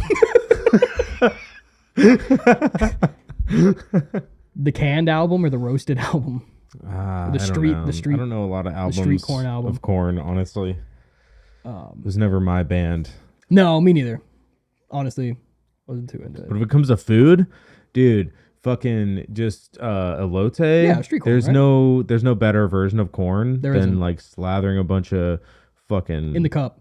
like cream and cheese on it. Like, On the cob can be fun the first couple times, but once you're about efficiency, it's all about that cup. I've got a beard. It's better in a cup Yeah, exactly. because I've got a beard. That's where it's at. Or just because it's just But fucking if bad. all they got is a cob, I'll take it. I don't give a fuck, dude. Yeah. Just give me some napkins. Have you ever gone to Taco Chiwa's? The taco place like right next to the Nile? No, It's like 2 doors over. I've seen it. I've never tried Get in it. there, get some corn. I'll try it Get out. some corn sometime. Just corn. Yeah. Do they have anything else? Corn tortillas? Do you ever get tacos from there? No, just corn. You never got the tacos? I'm gonna try them out. I'll No, let the you tacos know. are good. The tacos are very good. Tacos. The carnitas are very wet. I love it. That's a Barbacoa is requirement, very dude. wet. If they're not wet, It's so good. you fucked up. So good. So good. Yeah, it was nice. It's funny, one of the vocalists from Angel Maker that I'm good friends with, I don't know if you've heard of Angel Maker before. It's familiar. They're the 2 vocalist deathcore act from Canada. It's like black and deathcore. They're pretty popular and they're pretty good for the deathcore Yeah, it sounds lane. familiar. I don't think I've seen them. But Casey's my fucking dude. I got his signature tattooed on my titty, actually. He's a fucking really nice guy. He was driving for Paleface on this tour. Yeah. And I was going to go looking around for him at the venue when I got there the other night. And I was like, I'm going to go get fucking tacos first. I go to Taco Chiwa's. I get tapped on the shoulder. And I turn around. It's Casey. He's there. Dude, Casey was already at Taco Chiwa's. I was like, oh, I'm staying at Taco Chiwa's. I was like, this is the best night ever. Nice. He Got found to you. catch up with him. He did find me. I was very happy with that. And Did he follow you there? No, he was already there, but I didn't see him. I went and okay. hopped in line, and like I keep up with him. I talk to him and stuff. And I was like, hey, he's like, I'm driving for Paleface. I'm gonna be in Phoenix again. I was like, sick. I'll come fucking find you. But also, like, I wasn't gonna like blow up his phone when I got there. I'm like, where are you? Like, Come meet me at yeah. Taco I like to let it Chiwa's. happen organically. It's always nicer that way, and it did. Yeah, it was at the taco place. He's just fucking chowing out. He's like, hey. Yeah. I was like, what's up? I never let people I'm going to shows. Like I just don't Who tell cares? them. I just show up and I'm like, I'm gonna know somebody here. There's gonna be somebody. It's usually Dakota. Dakota goes to a lot. Yeah. I usually see fucking I don't know. I see a lot of random people. Dude, but it was kind of a relief for me, like being out of town at shows and not knowing people. Because it's like same thing. It's like I can't remember the last show I went to where it's like I knew nobody. You can be somebody else every time. I did sometimes. Sometimes people would think I was Zach. Dude, no, this is another funny story for. I'll talk about. I could tell so many stories from the fucking tour. But for some reason, people thought I was the bass player of Thraw, Zach. Sometimes. Yeah. Like they would get up there and play, and then like this happened a handful of times. Like someone would just come up and be like, "Dude, you sounded fucking great," and like dap me up at the merch table. And I'd be like, and the first couple times I was like, "No, I'm not. I'm just doing merch." Like you're thinking of Zach, the bass player. And then I told Zach about it, and I started playing into it. Like people would come like dap me up, and I'd be like, "Thanks, man." You know, or like some chick would be like, "Wow, you look great up there." I'd be like, "I know." And then I'd tell Zach about it, and be like, "Ha ha." Be like, and then Zach would walk over and be like, "Get back to work, merch guy." Dude, yeah, there were a handful of times that people thought I was Zach, so I played into it. I would like pretend to be Zach, just because that was funnier to me. You know, instead of having to be awkward and be like, "Oh no, that wasn't me."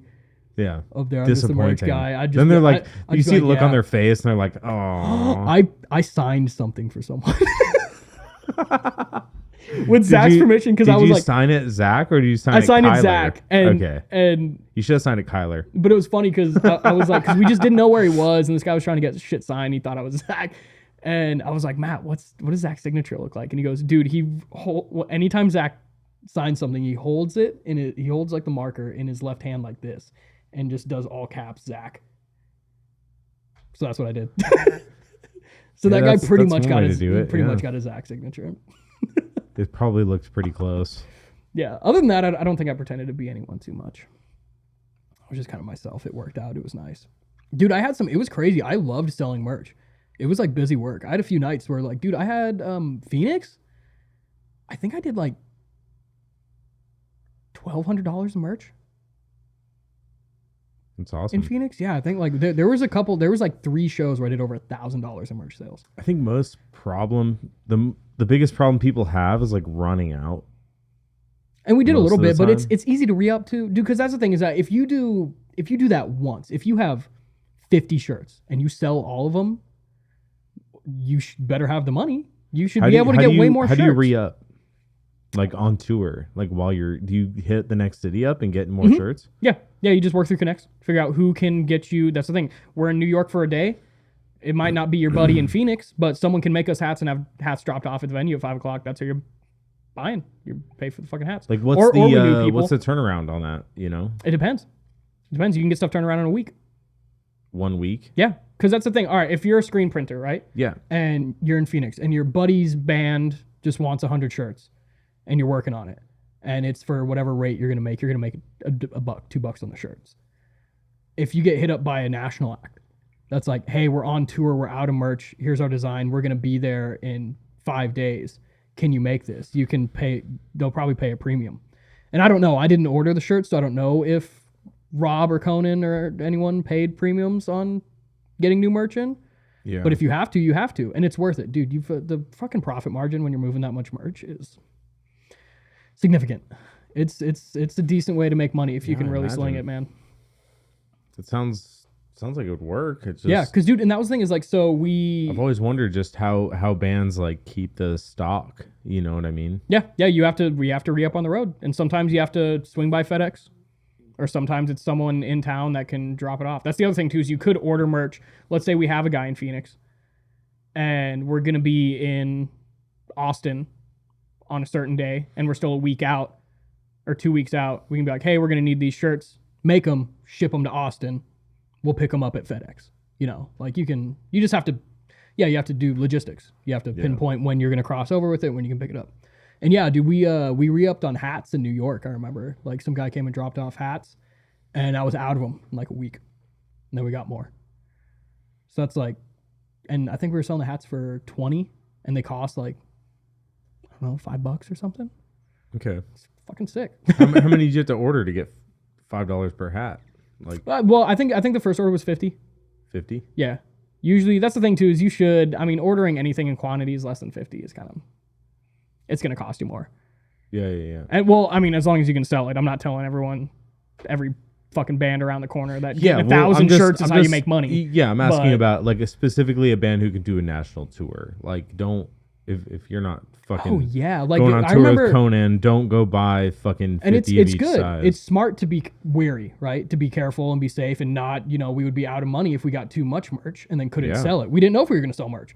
Maybe no one would buy Thraw merch on this tour. We didn't know. Anything could have happened. So it's not like we loaded up too much at first, but I was pretty confident. I was telling Rob, like, hey, get as much as we can for this first run. He's like, well, we need to be careful. We need to see if we can sell it. And yeah, like a week into it, I was like, I'm out of shirts, which is the best bad news ever, right? Yeah. It's great news. And then, yeah, you just got to re-up.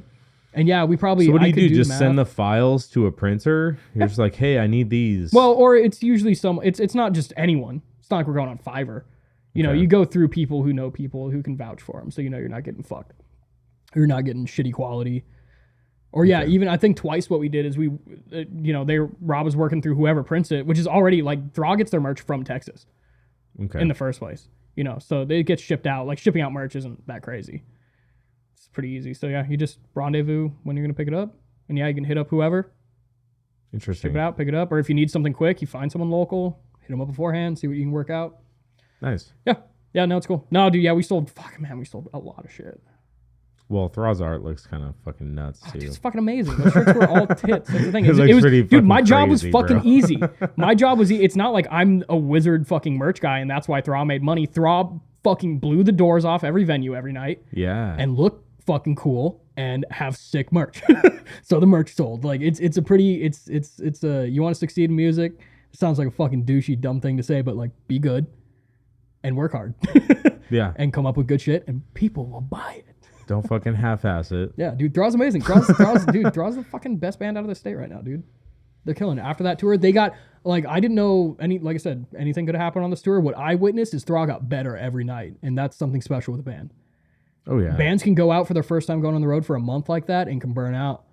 They can eat each other alive and just get sick of each other and get tired and fucking fingers hurt out. If you can't play the songs on the 20th date, what are you doing? And Thraw got better every night. Except for maybe one night where someone drank too much. Tequila. I'm Rob. guessing you can't talk about that night. No, I can. Dude, fuck Rob, dude.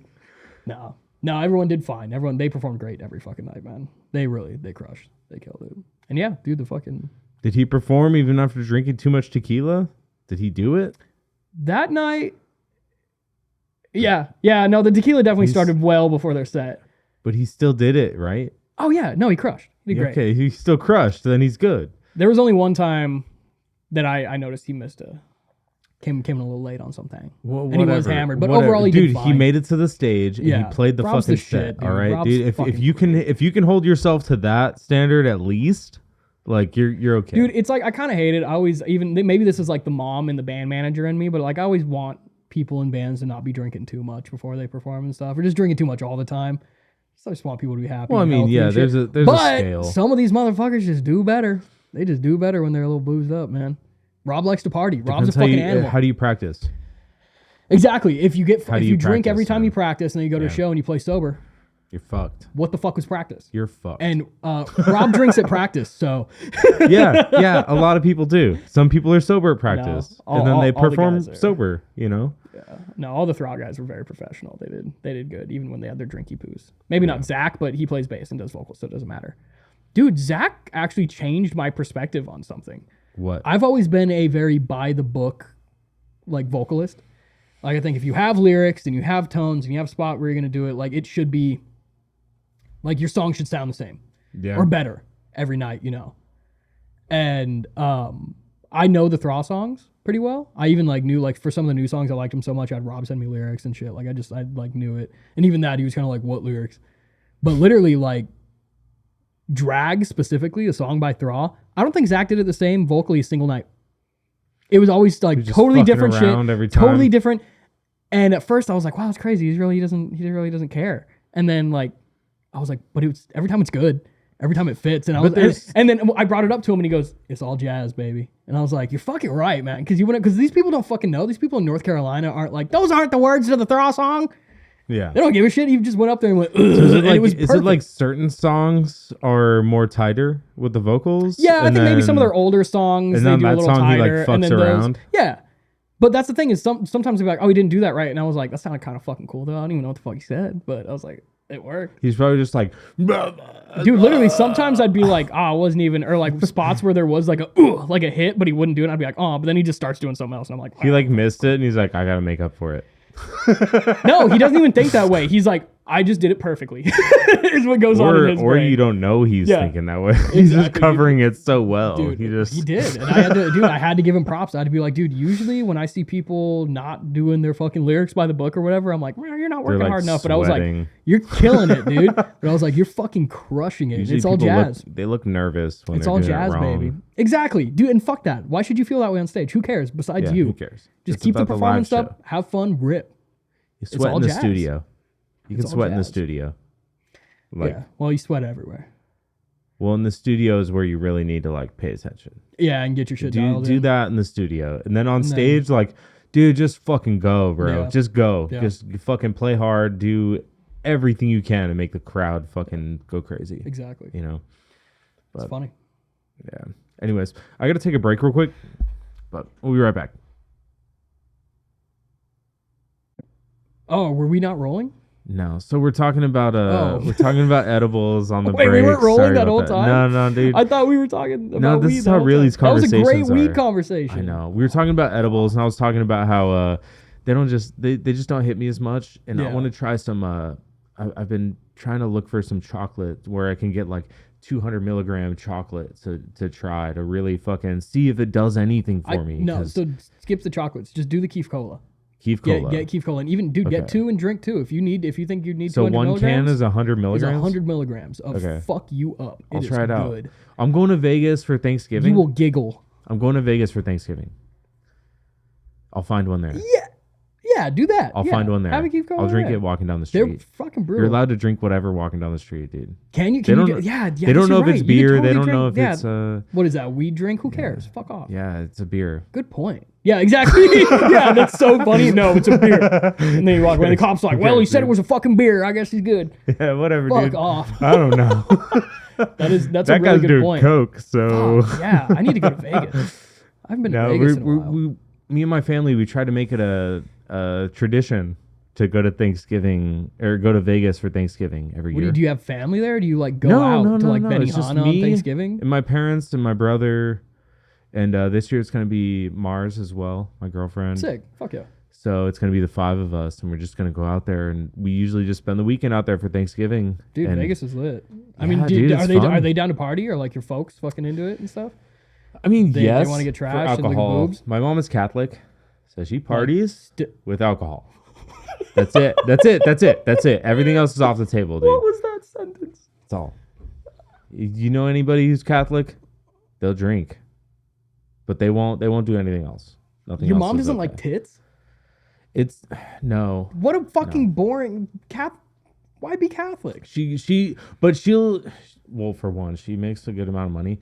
But she books a bunch of shows and stuff. We saw like Cirque du Soleil show. We saw Ka, the one where they have all the arrows. What do you mean she booked it? Like she does booking? She just reserves a bunch of stuff. She just pays for the tickets and she just buys all the. And we're just like, hell yeah, we'll go. We're like, well, let's go fucking hang out. We'll go to this show, and like in between time, we're like, yeah, let's go eat. Fucking. Does she drink? What does she drink? Does she drink like wine, or does she drink like just like beers? She drinks IPAs and stuff. Yeah, she likes IPAs, and she'll doesn't drink. like weed, she'll though? drink mixed drinks and stuff. No, weed she and doesn't anal smoke. sex are no goes. She won't right? smoke. She won't smoke. Man. She kind of like turns her head when me and my dad smoke. You going to Vegas with this woman on Thanksgiving? Yeah, Well, we've done it. We did it family's twice. cool We as did it fuck. What the twice, fuck? and then, after the third time we were gonna do it, COVID happened, and then it was like, nah, we can't do that. And then it was like, things got really weird. What and did you like, guys do that This year? is like the year that like we're able to go again, and like we're like, yeah, let's go back, dude. Go see the eye, the sphere. Yeah, dude, That we're thing. gonna see it. Dude, I do want to go look Dude, at that wasn't even a thought the last time we went back. Dude, I do want to go That was look at probably like in a Yeah. meeting somewhere, like an underground Vegas meeting. You should book Arcanaut there. Get Arcanaut into a into the Arcanaut. Sphere for Okay, a Sphere show. Sure. See Attila playing on the fucking sphere. He's got like the drum kit that flips over Yeah, upside dude. down and stuff. He literally buys the exact drum kit that what was the drummer's name? I feel like an asshole not knowing. What was his name? The guy from Slipknot. He died. Joey Jordison. Yeah, that guy. I met his He's incredible drummer, dude. I met his like Bible study teacher. Long story, weird thing. That's crazy. where me and Emilio used to buy merch for Condemned. It was like already a weird place in a weird church. That's a funny story. Interesting. That's a funny story. I've never told you about that. I don't think so. It was this place called. So when I joined Condemned, we were making new shirts, and me and Emilio were on the journey to go look at new shirts, and we were just going through downtown Phoenix, going like just, screen print place to screen print place, just weighing out options and prices, and we come across on Google. We see connected to this church, to this ministry, is a place called Opportunities.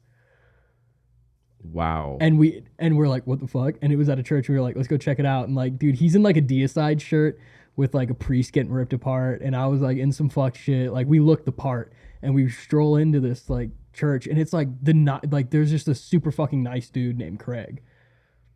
That was just very, like, they were a church that we were like, this is either going to go bad, they're going to be like, what the fuck, and turn us away for trying to get death metal fucking t-shirts printed here, or it might be cool. And the guy was so fucking nice and welcoming to us, and was like, I've wanted to do rock and roll bands forever and shit, dude. And he's like, thank the Lord and you guys came in. And the shirts were cheap.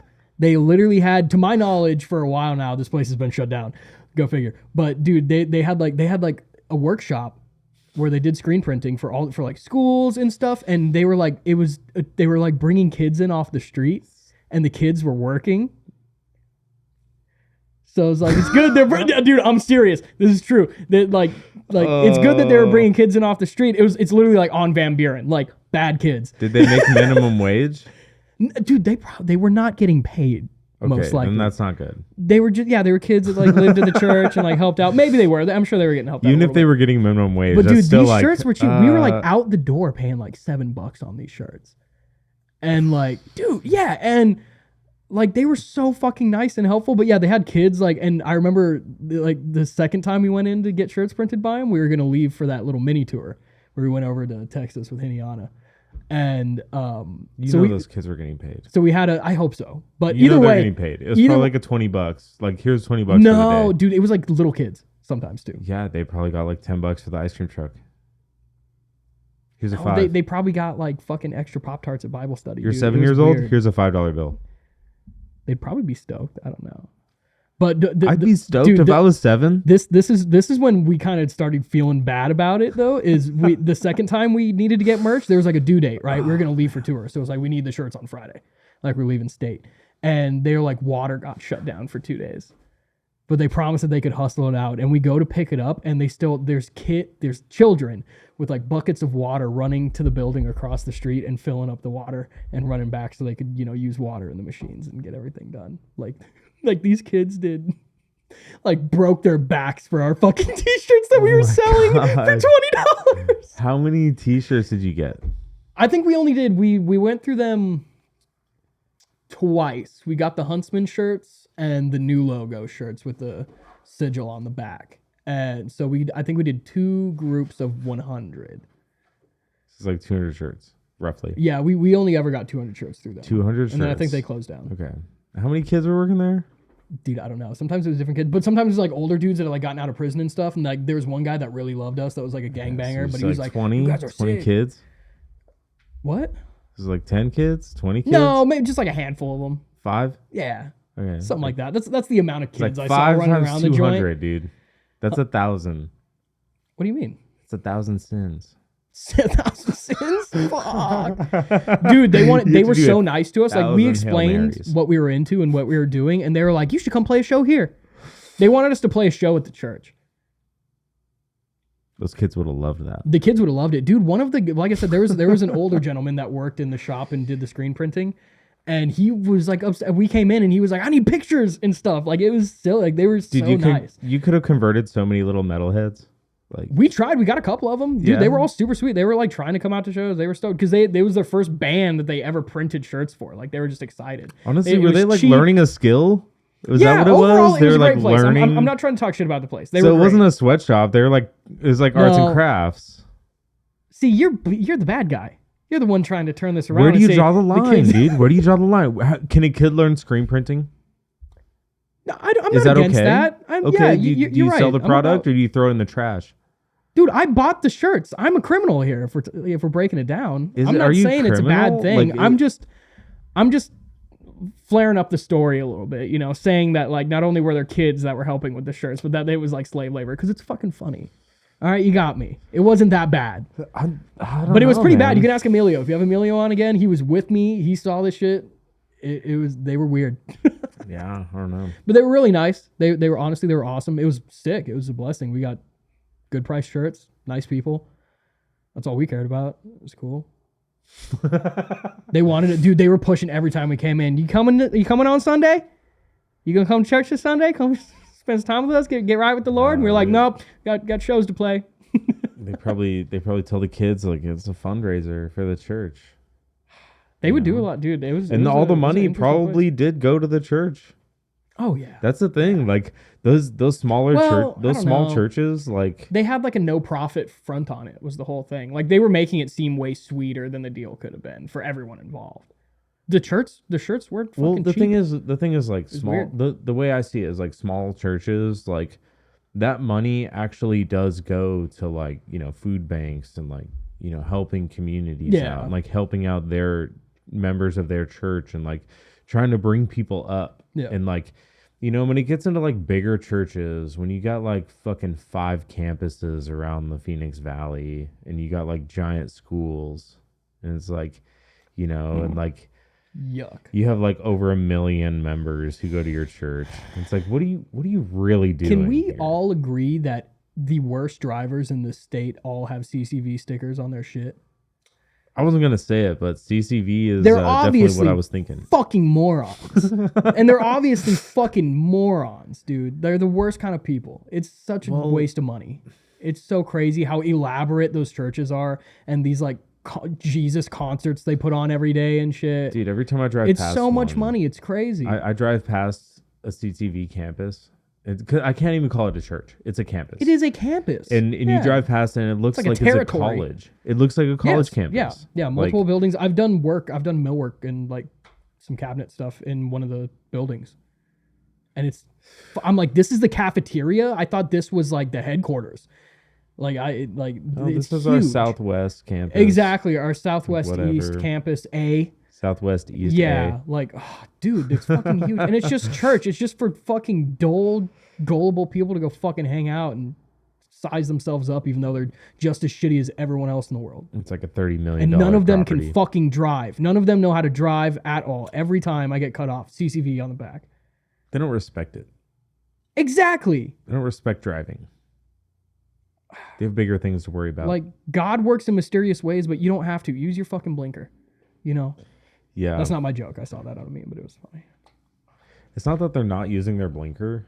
It's that they're leaving it on too long. Or that.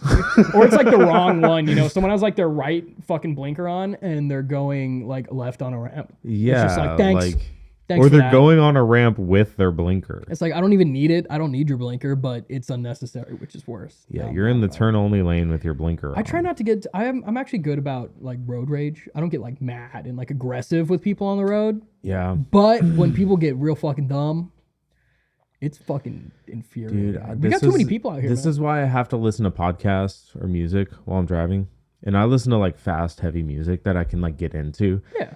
Because it's like, Does it make you dude, drive aggressively when you no, when you it listen to heavy doesn't. music? Like Yeah. the battle I have is that I have to pay attention. Mm-hmm. Is that like I'll get too into the music and like I'll look down at the speedometer and it says like 85. I'm like, Yeah. okay, I better, let off a little bit. Like Yeah. if I'm the only one on the road going 85, that's a speeding ticket. Easy. Even though you're the only one on the road and Yeah. it's the safest you could ever be going 85. Yeah. That's when you get the ticket. But, Dude, fucking driving the van and trailer for a month. Like, I came back and hopped in my Jetta. It was like a go-kart. I was like, I can do everything. California's crazy. You can't on the highways out there through all of California. They are very strict. You cannot exceed 55 miles an hour if you have a trailer. interesting. So vans, and like they will fucking grab you at 58.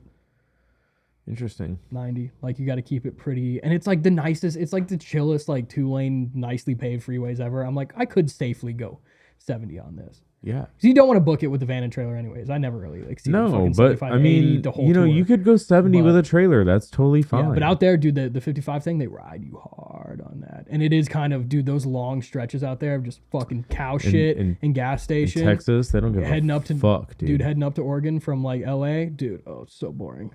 55. I have to drive 55 on this fucking road, dude. Yeah. It's crazy. But I don't know. Yeah, I'm a pretty good driver. That's kind of just one of my fortes. Yeah, I remember I drove a lot on the trip to Austin and back. We had 2 trucks. You guys had the trucks, yeah. We had 2 trucks. I don't know how often you drove. How That much did time you with- drove on that one? When it was with Condemned in Argonaut and it was like the Suburban that Ian rented, once or twice briefly, Ian was pretty adamant. He was nervous. It was Ian with all of us. Did he drive most of it? Yes. I think it was under his name and stuff. So he just wanted to drive most of it just out of He didn't have a trailer, insurance reasons. No, it was just a Suburban. I drove the trailer. Yeah, it was a truck and trailer, and then we had a Suburban that was a rental for some fucking reason. I drove crazy. most of that. It was me and silly. Dan. It was We silly. drove 90% of that between me and him. I think Luis drove some of it. That was kind of bougie and nice. Though, And that's it. Suburban. Dude, it was me, Dan, and Luis. Yeah. That's who drove the other truck. My dad's truck. Oh yeah, we had a pulling bunch the of people trailer. fucking piled into the Suburban. We usually had like Both one of of the them. Argonaut guys rotating. A couple of When them. Tim broke my fucking Nintendo Switch, dude. He did. Tim went from the front seat. Tim is our friend. He's a very large boy. Went from the front seat of the Suburban to all the way to the back in like 4 seconds while driving, like on a freeway. Just picture that. And my Switch was underneath one of the seats, and he like crushed the seat, and it, like the rail of the seat like broke a little spot on the screen. Oh, man. Dude, they got wild. I miss fucking hanging out with the Condemned guys and going on. Dude, they were a riot to go on the road with, man. Yeah, they they're were crazy. fun. They were some fucking sick boys. I remember riding in a car with Nate.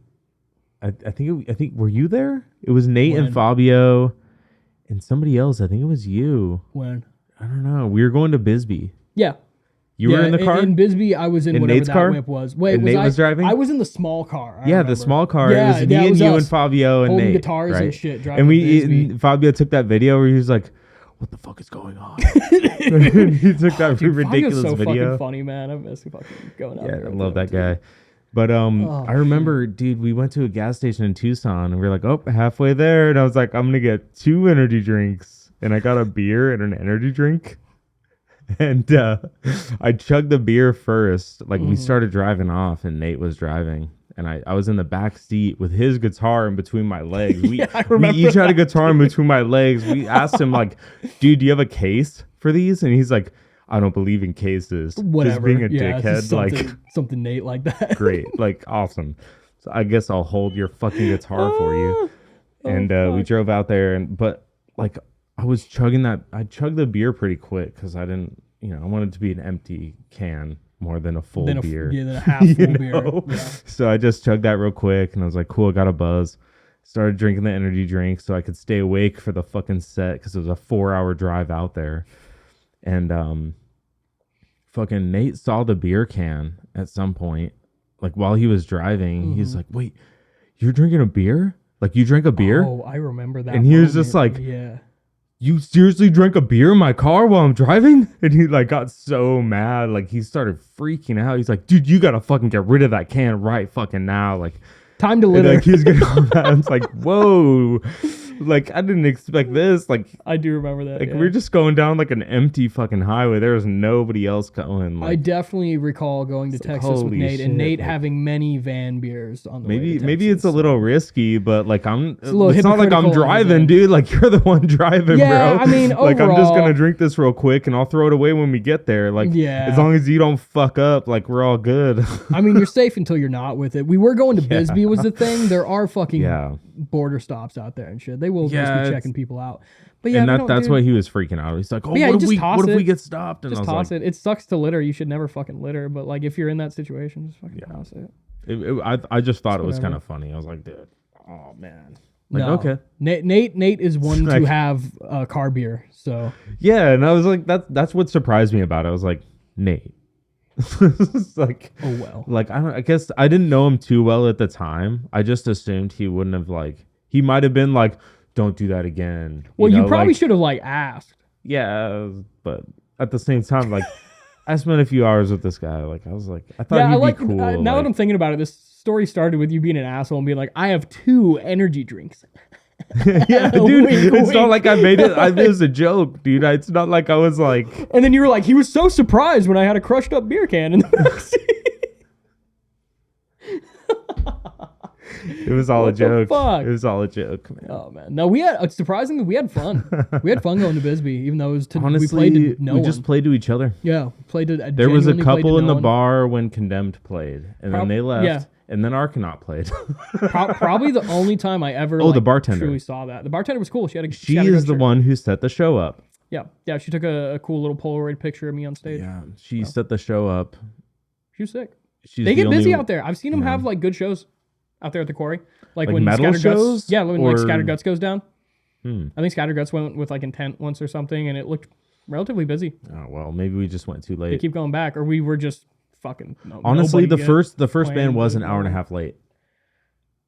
You got to remember And that. they were part. from Tucson. And they just let them. We wait. drove from Phoenix. Yeah, they made and they were everybody from late. Tucson. They just let everybody fucking wait. They were pretty sick though. They were like folk punk kind of shit. Yeah, it was Gutter Town, right? Yeah, Yeah, Gutter Town. they were sick. I still see their posts on Facebook and stuff. Really? Yeah. I don't know if I've I seen follow anything them. from them in a while, but yeah, that was They're cool. still making shit. That was They're a pretty cool one. good. But yeah, that was an interesting show. I don't think it really fit Condemned or Arcanaut. No, but it was just a slap together the show. That's the thing. You think there was any fucking thought about that show besides us fucking? I think winging that it? bartender We just was wanted like, to travel. that bartender just hit up some metal bands and was like, "Will you guys play?"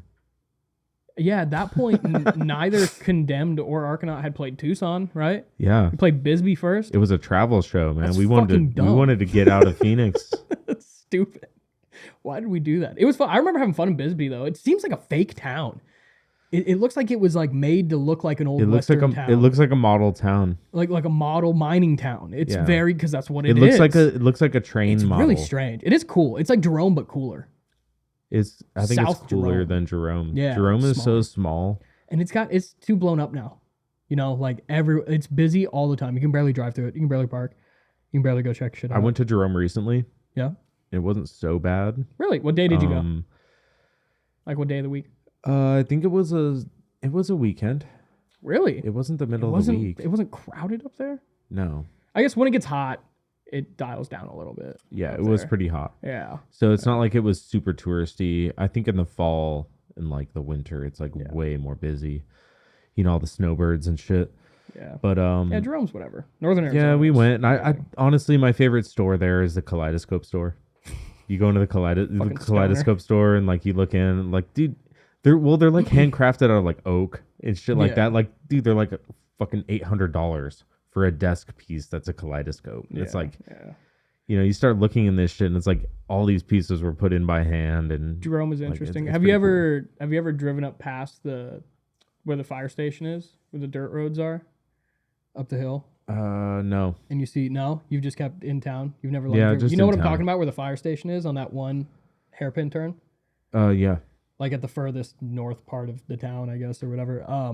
There's like mountains you can drive up there, and also just like there's like an old area that's like, I don't know, it used to be like a fucking barn or a farm or something. But I went to a Volkswagen like camping event. They do like an annual Volkswagen car meet and camp out Yeah. up there. And I went one year and it was fucking awesome. It's called like Jerome Jamboree or some shit. And there's a bunch of like, it's mostly for like older Volkswagen stuff. But me and my buddy, I had a Mark IV. It was my Mark IV Jetta. Yeah. And I took that up with my buddy. And he had like an Audi, which is like the same car. So we like barely were allowed in, but we got allowed in. And because there's mostly like, you know, bugs and fucking Yeah. Vans. buses and shit. Yeah. But it was sick because I did a bunch of fucking mushrooms up there, just like in Jerome, and could go wander around. We were kind of sanctioned, you know, like cops weren't gonna come mess with us or anything. It was like a fucking proper event. Like we could just get fucked up in Jerome, and Jerome has kind of a spooky If they vibe. fuck with somebody, they have to fuck with everybody. Exactly, and it's just a bunch of hippies. That's all these people were doing, right? Was looking. It's a VW. Yeah, looking at Volkswagens and taking mushrooms. Car event. Yeah, that's all we were doing. It was pretty sick though. It was a good time. I have some good memories in Jerome. When I was a little kid, actually, I remember I was in. It was like one of my first memories of going to Jerome. Yeah. And I was kind of creeped out by the town in the first place. You know, they have the haunted fucking hotel or whatever, and it's like kind of a creepy old mining town. But I literally saw a fucking infant die when I was like some fucking I don't remember how old I was. I was young. There was a lady who was going like just walking up the hills. You know, it's like they have these these roads that go up. Yeah. And then there's like steep, you know, just like rocks and dirt in between the roads and stuff. And this lady just had a baby in a stroller and just like pushed the baby off the fucking edge. On accident? We don't know. It was weird. It was creepy. She looked like she was having an episode or something, and she just, and then she was like still for a while, and then she was like screaming and freaking out. I was like, "What's going on?" I just see a stroller. Maybe she fell asleep while she was walking. Dude, something happened. Something weird happened, and I had to like process it as a kid. I was like, "What's going on?" I just see a stroller. Maybe she was on Xanax. Dude, it was something. It was weird. like some prescribed drugs. It was something weird, yeah. And then I remember there just being an ambulance, and it was like, it was funny because like, I don't know, whoever, I was maybe just with like my mom and my sister at the time, and they were like, "Oh, it's the spooky, watch out for ghosts and scary things," and it was like tragedy. It just happens, and I'm like, I don't want to be here anymore. Oh, that's one. But I like Jerome. Since then, Jerome, good times mostly. Did mushrooms there. Little baby was talking to me. Saw the baby, dude. When I was on, I probably didn't even think about that when I was on mushrooms there. Thankfully, because that would probably creep me out. Well, next time you go back and do mushrooms, you're gonna think about this podcast. I need to go camping. Like, I've been talking about going camping again. When's the last time you went camping? The last time I went camping was when I stepped on the broken bottle. Are you serious? With Dakota. That's a long time ago. Yeah, it was like a year. That was more than a year ago. Like a year and a half ago. No. Yeah. Maybe it's because I'm traumatized. I don't know. No, that was pretty bad. That shit sucked. But I don't know. I just haven't been out since. I used to camp a lot. But it's been busy, I guess. Yeah, dude. You got to work to live. It sucks. It's been rough lately. Because, you know me, I don't work for a company. I'm an independent contractor. No. So sometimes I'm busy. Sometimes I have sick shit. Sometimes I build a smoke shop for my buddy and am busy as fuck for a month. And then sometimes it's like just work falls through. I had just like 3 jobs just fall through because of inconvenient things. And I was just like stiffed for a month recently. And I was like, fuck. It's tough. That's rough, dude. It's hard. Luckily, hey, if you ever need help with like labor or something, hit me up. I'm pretty good with tools, and I'm starting to like. I'm pretty good like common sense, and I can measure. You don't have to tell me too much. No, like I'm pretty fucking good. If you need help, just hit me up. Yeah, I'm gonna start to get a little bit of a group together because next year I need to finally like get a company name down in the LOC and the ROC. I'm pretty good with electrical and like AV now, so if you need like some lighting or TVs or anything like that, displays. Yeah, funny enough, that's one of the realms that certain electrical things I stay away from. That's pretty much it. I'm pretty good with those. I'm not licensed though. Like, that's the problem. See, but neither am I. Those are the only when it's to a scale where I'm like unlicensed. I don't want to put my hands on that. It's pretty much the only stuff I don't take. Yeah, I can do pretty much fucking most things. It's nice. It's sick. So yeah, if I get busy enough, I'm planning on next year. I'm planning on getting licensed again and. I've been meaning to hit you up about your cabinetry, like, because I've been wanting to ask you if you ever do like LED lighting on the cabinets. Yeah, it's easy. Just like you ever add it into your bid? You try to sell it? No. You should. No, because that would be if I was like building cabinets from the ground up. I've only done like one proper build out on a kitchen for someone, and like if they wanted LEDs, I'm not that into it. I wouldn't do it. If you have good enough lighting in your kitchen, anyways, you don't need LEDs. The thing is, like, they're easy to attach, and they don't cost anything. It's like it's actually pretty cheap. But the thing is, like most people don't like think about it. You know what I mean? Yeah. So it's like, we could light up your countertops, like, fucking. I mean, I could do that for someone, but I would charge them. I wouldn't rip them off. I'd charge them fucking $50. That's the thing. You wouldn't have to charge them a lot, and you would still cheap. You would still like make something, like, because they are cheap. It's just you can get a fucking like a big ass roll, and like that roll would last you a few jobs. Dude, yeah, and the LEDs really are so cheap, and they're efficient. It's the controller. I do like them. The controller is what is the biggest like thing you'd have to pay attention to. Everything else is just hardware. The controller and the program, that's what you have to like what are you gonna base it on? You know, like, are you gonna get one that can control a few different colors and do all the fucking have presets dancing and light stuff. shows? Like, which program are you gonna stick with? LEDs are cool. But I don't know. In kitchens, though, like, it's something I could do. I think it'd be cool, dude. I would love a kitchen that could change colors. That'd be dope. Yeah. I mean, yeah, you can do that. It's just as easy like as even like the LEDs floor, on stuff, though. the bottom of the cabinets on the floor, just like Underneath have like a the low toe light. kick area would be nice. Not like on the Yeah. floor facing upwards, but like, the No, but like the under the section. cabinet facing down Mhm. on the floor. That area that's like set in at the Mhm. bottom of your cabinet. It's called a toe kick because it's like where your toe Yeah. goes if you're standing up against it. Even if there's a shadow, That would be a cool spot for even lights, if there's actually. a shadow, then you could still see the Yeah. edge of the cabinets. Yeah. That would be so helpful. And you can see all the Yeah. pieces of fucking Captain Crunch that you drop down there. I'm not a fucking cat. I can't What? I can't just see all the edges of everything. You kind of look like a cat. If you were a Skyrim character, do you think you'd be a Khajiit? No, dude, I would be a fucking I'd be a Nord. Yeah, I'd have tattoos on my face. Bro, No magic. you wouldn't make it as a Nord. Magic? That's not real. Fuck that. I would have an axe. You think you'd be a great Nord? axe. You don't, dude. I would have a big ass double bladed axe. Oh, no. Orc. An orc? You seem like an orc. I could be an orc. Yeah, I could be an orc. I think that makes more sense than the Nord. Nord's too white, man. Too white. Too white. You know what I mean? That's not you. I'm not. I'm No yeah, I'm offense. I'm just saying. I'm it's not you. too. I'm not principled enough. I'll change my mind too many times. Like I don't know if they're principled. Who cares? Nords It's all are fucking like weird. Who cares? set in their ways, like really Yeah, stubborn kind the of old people. ways, yeah. I'm not. Racist. I'm Yeah. convinced. I could be convinced. I guess I'm more of an orc. Dude, I just- Skyrim sucks. You know what the best video game on planet Earth is? What? Minecraft. Minecraft? Do you agree? It's probably the best one ever made in terms of replayability, in terms of diversity, Dude, in it's terms solid. of audience. It's a good game, right? I'm biased. Tell me I'm wrong. I bought it when it was $10. It was in Same. beta. Same. I played it way back in the day on a Yeah. fucking laptop when there was no hunger bar and shit, and now it's turned into. That's the thing is, I go through stunts of not playing it. It's not like I play it all the time. I don't even play video games all the time. But I came back to it. Now they got cherry blossoms and they got frogs. Llamas. Oh yeah, the llamas. They walk around with a little fucking. They dudes that try to they sell you have shit. do they have camels? I think they had camels. Dude, they got a bunch of shit. There's like 10,000 fish. There's like 10,000 different fish.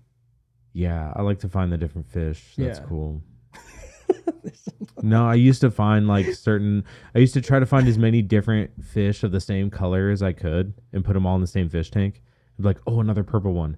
Like, I don't care what kind it was. You can put them but in if a it was, fish like- tank? Well, you like build it, you like make Crazy. glass and then they fill it with water and then you could like drop them in there and they won't. If it's a small enough container, they don't despawn. Wait, you can drop the fish in there and then they start doing fish things? If you're like Just holding a leave it. fish in your hot bar and you drop it in the You water, can put it them in turns a into bucket. fish? Oh, that's right. You can put pick them up in a bucket and then it'll put the bucket in it. it'll literally label the fish. It'll tell you what kind of fish it is and what colors it has, like in the label. Minecraft's It'll fucking tell you. dope. It's gotten ridiculous. It's gotten man. really cool. I remember gotten when they good. had like 4 animals. Yeah. It was like sheep, pigs, Yeah. cows, And you couldn't even fuck chickens. them. And That's now it. you can download mods and fuck them.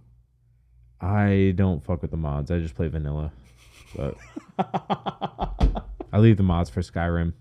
Why was that statement so perfect? That I don't fuck with mods. I play vanilla. Vanilla. Just good old vanilla. Yeah, good old Minecraft. Yeah, Minecraft's sick. Not to fucking play it. Yeah, I modded the fuck out of Skyrim. That's for sure. Do like Thomas the Tank Engine as the dragons and shit, like silly mods like that. Yeah. Juicy ass mod. Yeah, One that of those. one You ever too. do one of those? That That's a one good too. one. Where all the guards are female. They're all Lightsaber topless. mod where the moon looks like the Death Star. That's pretty cool. I like when the moon looks like Majora's Mask.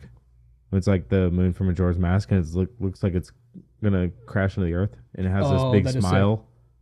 There's not even a smile. It's just like I haven't seen that. That's pretty neat. it's from a Zelda game. Yeah. It's creepy. But I like creepy stuff.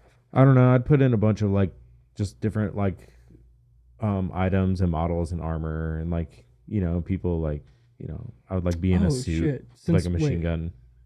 It's just stupid shit. Like I would mod the fuck out of Skyrim. Like I'd spend more time looking for mods than playing the game.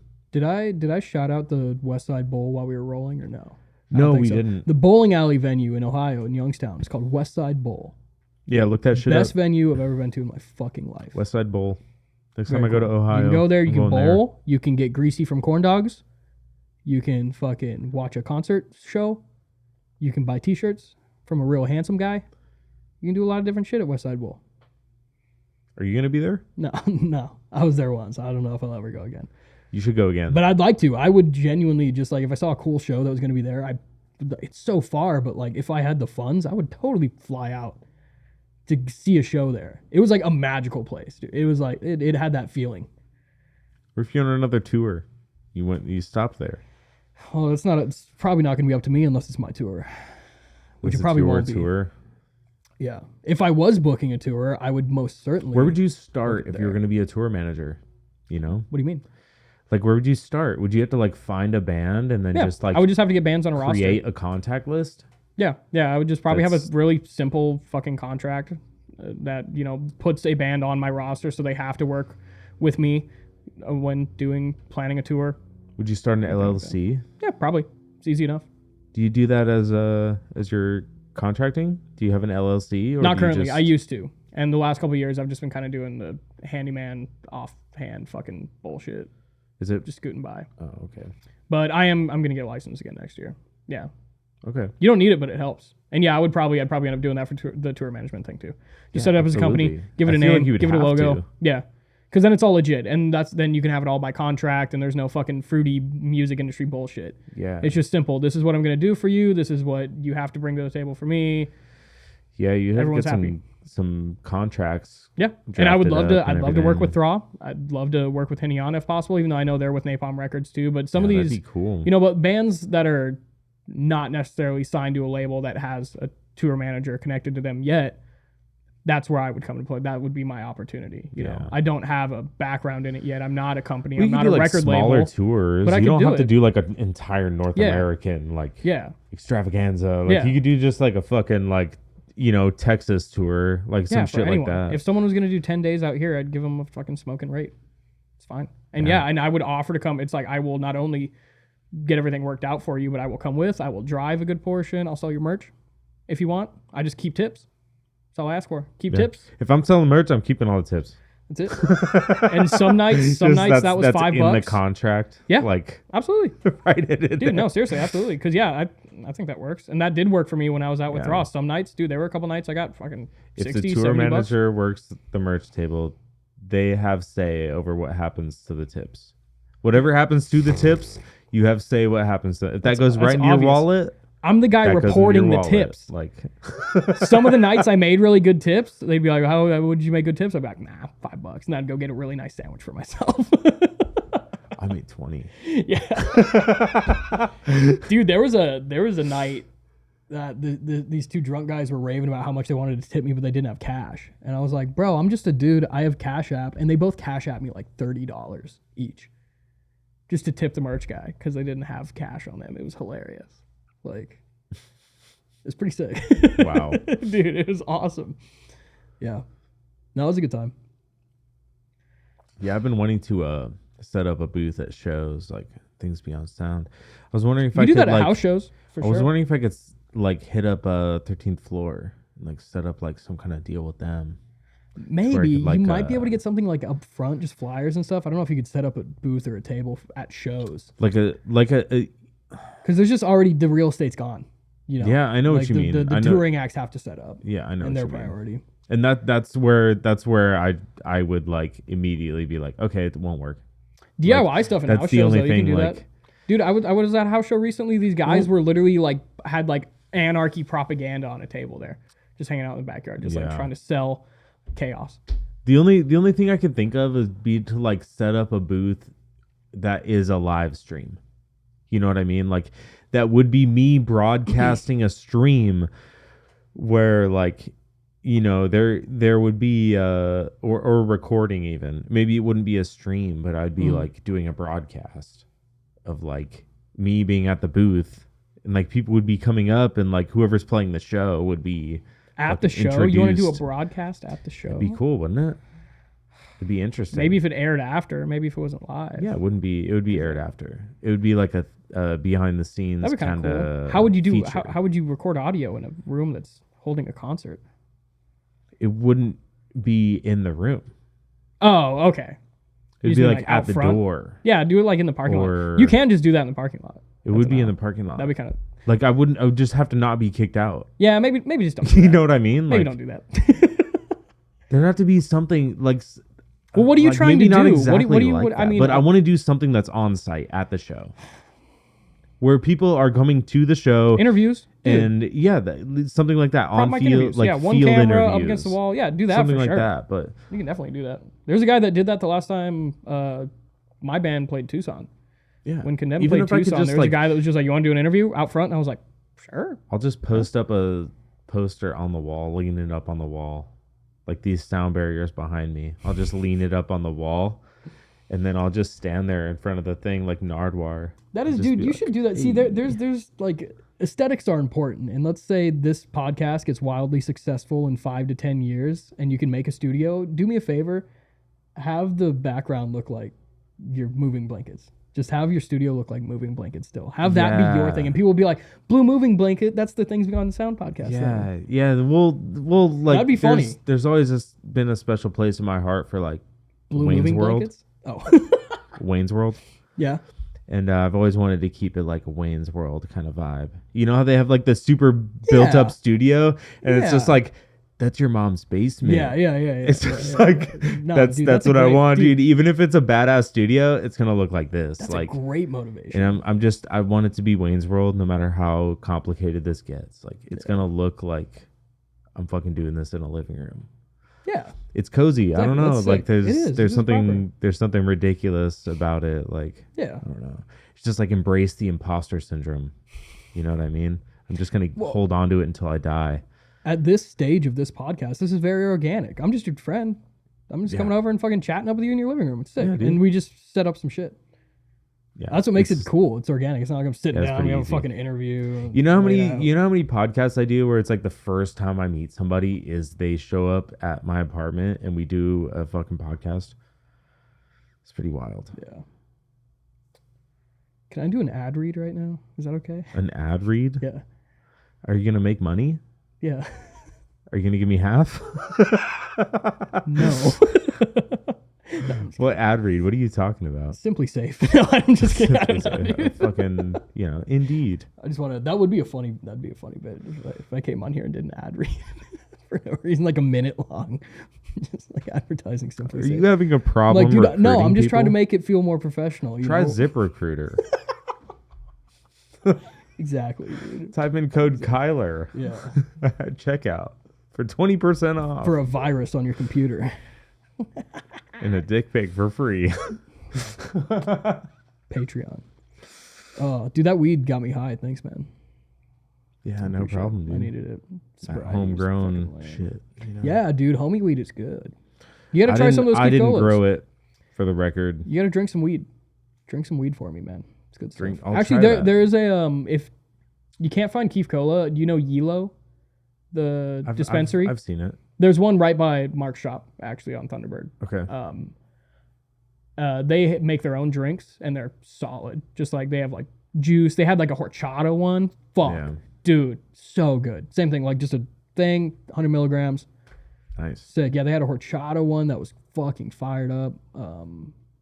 It's like teas, bunch of different shit. I'll try it out. I like it.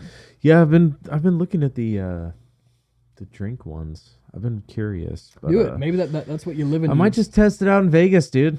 do it. Wing it. If I can't find Cola some, in Vegas, if I give me an can't find update. some other stuff to bring with me, you know what I mean? Yeah. Some other stuff, Yeah. whatever that may be, I'll find something to bring. Fuck it. But trying to think. I just like it because you can just walk from CVS to CVS and just grab another tall can whenever Yeah. you're out. Yeah. Just like, this is empty. CVS, let's go. Another tall can. You just keep going, dude. Yeah. Yeah. You're just walking down the street. But we'll see if I can't find something else to spice it up a little bit. Dude, you should dose your mother. Nope, You should slip Keef Cola into her. that would not be a good joke. Why? Because I'm not saying like ecstasy or anything. Just Keef Cola. Just weed. A little bit of weed in the soda.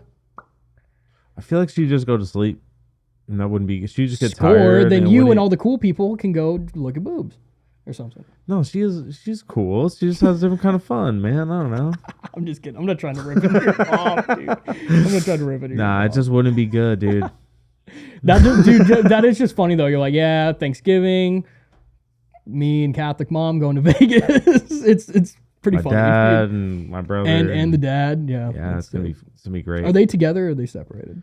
They're together. Mom and dad. And they're together too? Yeah, they've been married since fucking That's gonna be forever, dude. sick. Since he was in the Navy. What a Vegas trip. Have fun They've with been that. together since high school. Wow. They're like high school sweethearts. Like, wow. I have the most traditional American family life. Yeah. It's so, what are you complaining about I don't over here? talk about my family life because of this. Why? Because it's nice. Because I don't talk about mine everybody 'cause it's else a has like some disaster. shit that's like, oh, this shit made me tough because I went through this Yeah, crazy exactly. shit. Yeah, and I'm yeah. just like, dude, my childhood is like, That's. I mean, don't know, it doesn't dude. matter though. Some people can have a perfect looking family, and they're still. Everyone has different psychological woes. I went to going through life. church. I was That in Boy sucks. Scouts. Dude, this I is all. played football. These are all like, bad things you're telling me. I did all the normal shit Yeah, like that you would sucks. see in a fucking 80s movie. I didn't do any Like- of those things. I just got I'm the beat odd and had one to out. eat cereal off heroin spoons. No, I'm just kidding. I'm the odd one out for like being the normal American dream kid. I guess. And here you are trying to do a podcast. You look like you sell solar door to door or something. Honestly, in that shirt. Solar? I look like I sell solar Yeah, like you go That's and knock not on good. people's doors, and you're like some college dropout that's like, with this hair. I'm not gonna sell shit. yeah, walking door to door, you're gonna die. That's a fact. Yeah. Dude, this hair is a nightmare in the summer, dude. Yeah, it's like a reflective. I It's used to do- fucking glorious, man. Good on you for taking Thanks. the disadvantages to keep it around because it's crazy. honestly, yeah, it's just But the it looks heat. heavy. That's the biggest pain in the ass is the heat. It looks heavy. It's just hot as fuck, and like I just have to tie it back, like so my neck gets air. But then That's what? the You have only like thing, 4 pounds of hair in a knot on the back of your head. Whatever, dude. It's not I'm great used to for you. it. I'm That's used to crazy. it. I don't That's care. wild. I have like I don't have a little twig neck, so I'm good. I have the thinnest hair on Yeah. fucking planet Earth. I'm decaying. So it would work in a fan. Like you could have a fan blow your hair around. That I does can't help. do that. My hair Yeah. just gets bigger Yeah, Just like- yeah. turns That into would an probably be afro. rough. when I have a fan on it. Yeah, dude, a fan could kill you. It's like a parachute. It lifts me off the ground. Like Oh shit. Oh my god. I don't know. I've had a couple people mention like, "Oh yeah, you got the big hair, so that's like, your thing on the podcast." I'm like, if you say so. Like, I just don't go to the barber. Yeah.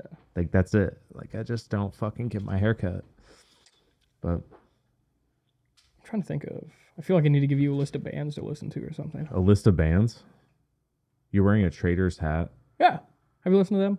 Not much. They're fine. What album would you recommend? Cool. I doubt it's my kind of genre. Mental State. Mental State would be the Mental album State. that I would recommend. It's beat down deathcore. Think It's of very this, unique, though. Think of They're this kind of coming from like a pioneers. melodic death metal kind of guy point of view. Like, what's the might- most melodic kind of? It's not melodic. It's No. just fucking No, okay. it's ignorant. But I don't it's think sick. Traders is my kind of. Maybe, probably not. You might like a song or two. It's especially heavy. They were one of the first bands that did like the down tempo, like slow, like half time to deathcore. That makes it kind of like beat downy and just know what fucking you mean. especially sludgy and gross. It's cool. Caveman. Yeah, you ever listen to Black Tongue? No. Okay. Yeah, that's that. Shredders is fine, whatever. No, I think you would much rather like Conan. I think you should sit down Conan? and find some Conan to listen to. I, It is, I- dude. yeah, It's Caveman Battle Doom. That's what it that is. sounds good. It's fucking That sounds good. It's pretty nice. Shields, spears, eagles. Amon Amarth is what really got me No. into metal. I'm just saying, like that's the band that got me into metal. It was I liked them.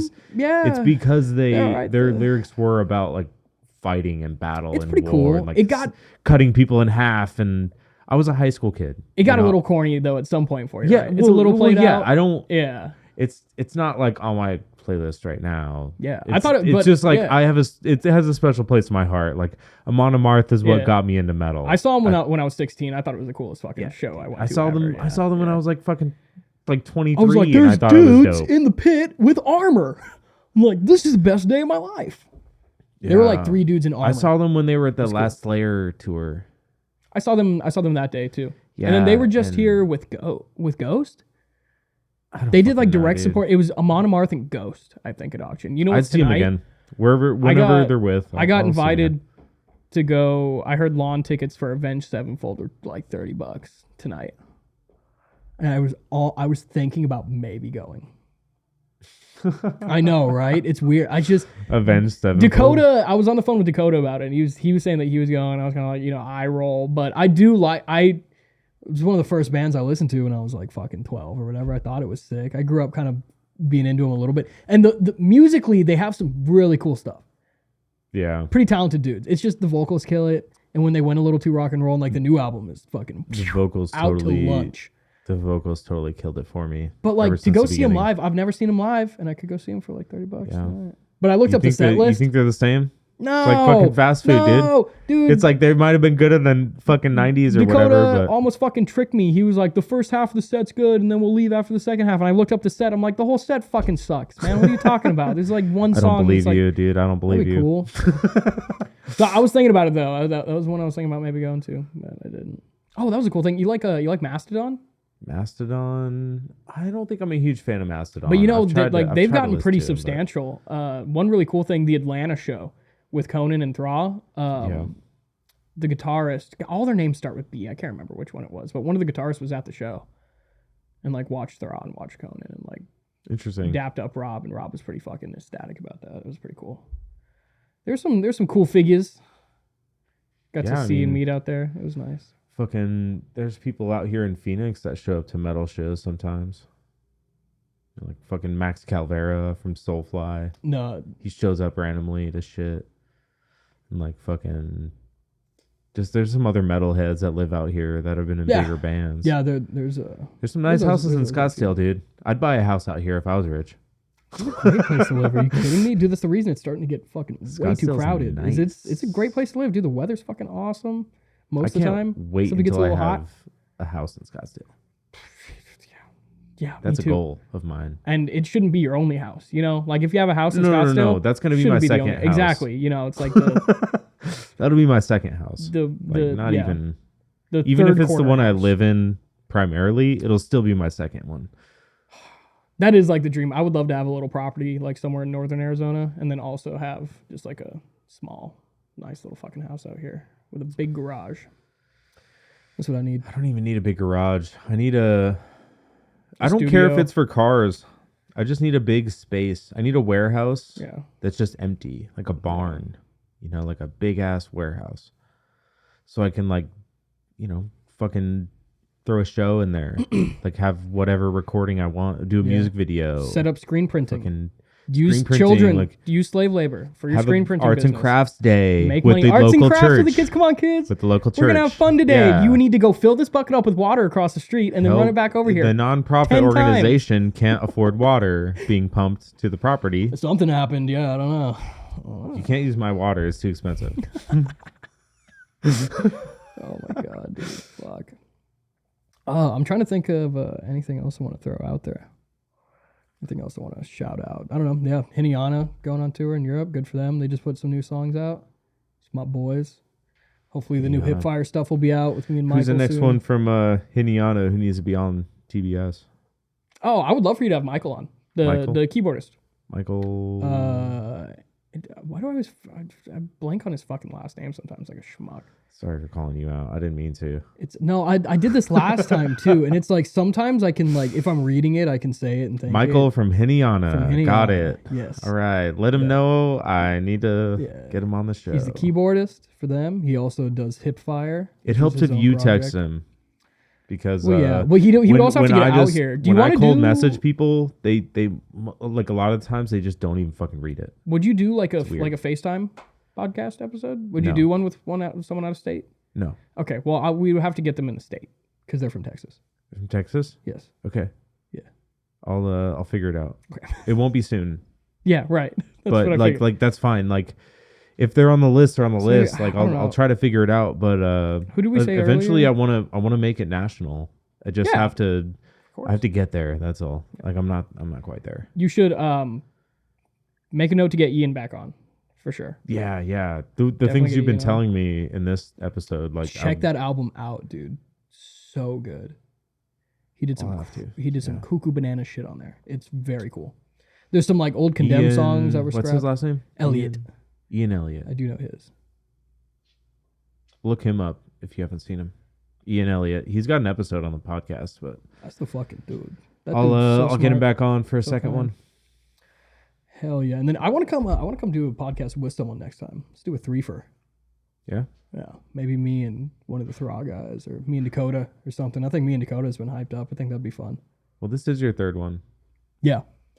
No, I mean do like a three-way. Have like a 2 guests. 2 guests. Okay. Me and Dakota. Sure. Let's do it. Let's do me and Dakota. That'd be fun. You and Dakota? And we do drink, and I will drink on that one, and we'll drink a lot and see what happens. I think Dakota's only been on once.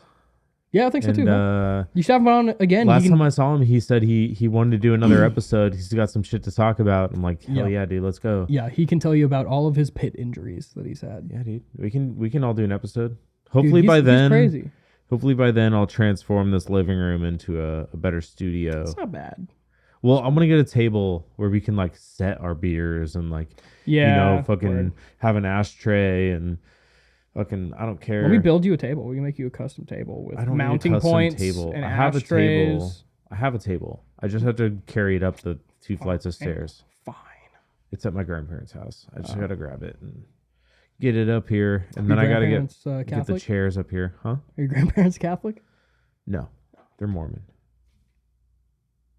It's my dad's side. Oh, what the fuck? My But your mom's dad's side. not Mormon. I bet your dad's cool. My Your dad is not fucking was a Mormon as a kid. Right, and then he was like, He's like, out of here with I these don't know about bedtime this stories. shit. Yeah, I don't know about this he's shit, like, I'm gonna go dude. fucking smoke weed. Yeah, pretty much. Sick. And then my mom was like, "There's a bad boy over here." She's like this little Catholic girl. Like, Yeah, she's like, ooh, you're Mormon? he ran away. And he's like, kinda. I cut a hole in the undies. Get over It's there, like baby. I might be Mormon, Oh my god. maybe a little bit, not really. And she's like, Shit. Jesus Christ. the rest was history. And then my brother came along, and then I came along. Good lord. It's pretty wild, dude. It's crazy how different religions just don't fucking matter at a certain point. None of them. I'm fucking. Ugh.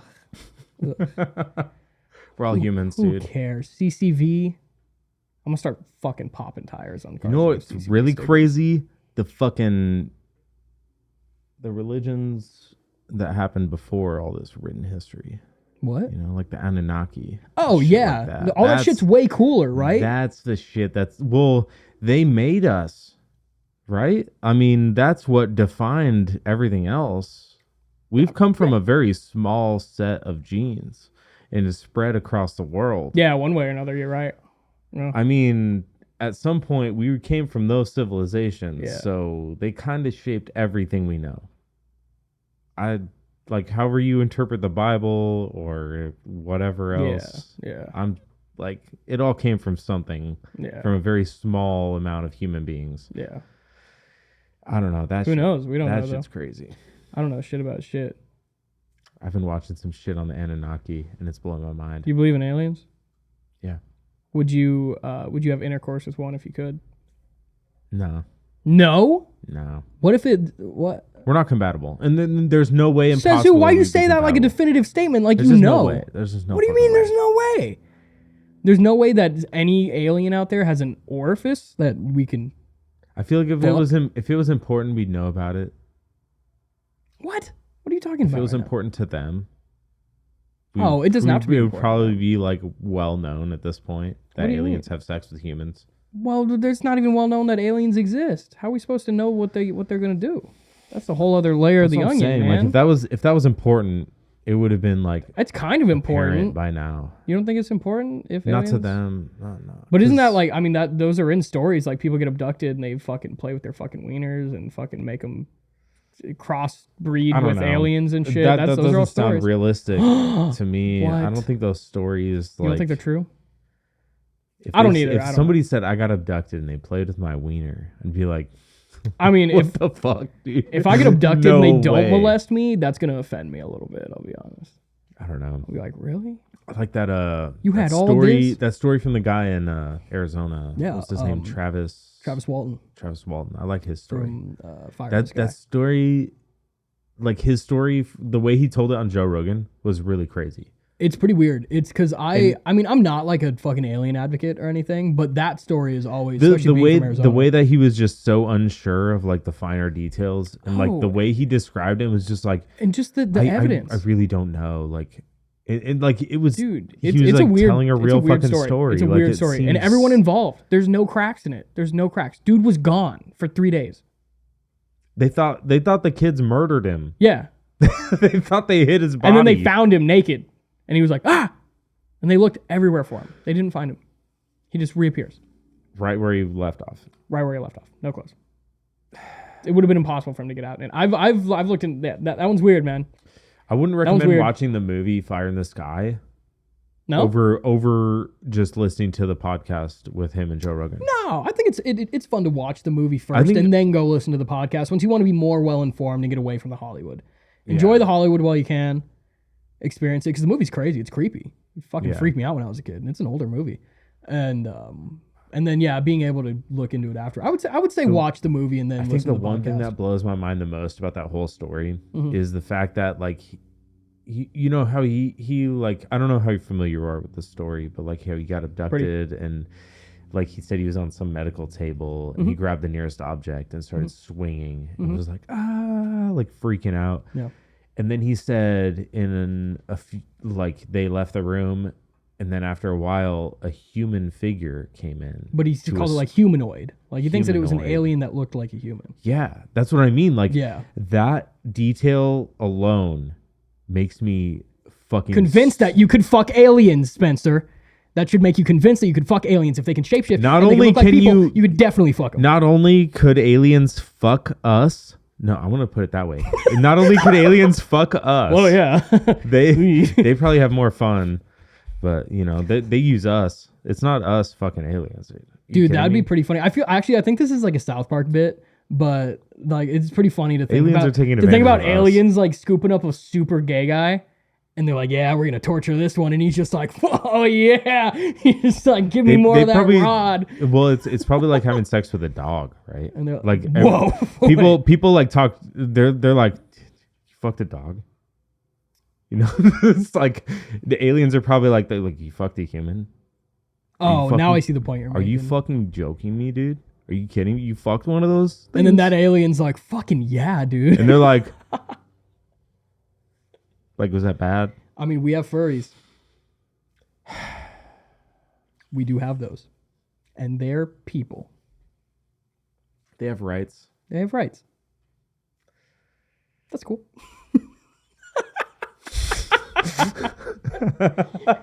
I think it's good. Yeah. I don't know. Let's talk about something else. Yeah. You want to go get tacos or something, man? Let's get the fuck out of here. Yeah. We could. Yeah. Anyways, it was good talking with you, man. Had a good time. I'll be back again. Yeah, I wanna come back and have a duo episode. Now that we got video, we could have fights or something. Yeah, we'll have a boxing match. Yeah, we'll try not to break your equipment. But if your equipment gets broken, it's Dakota's fault. Okay. Oh. Okay. Sounds good. All right. All right. Bye-bye. See you later.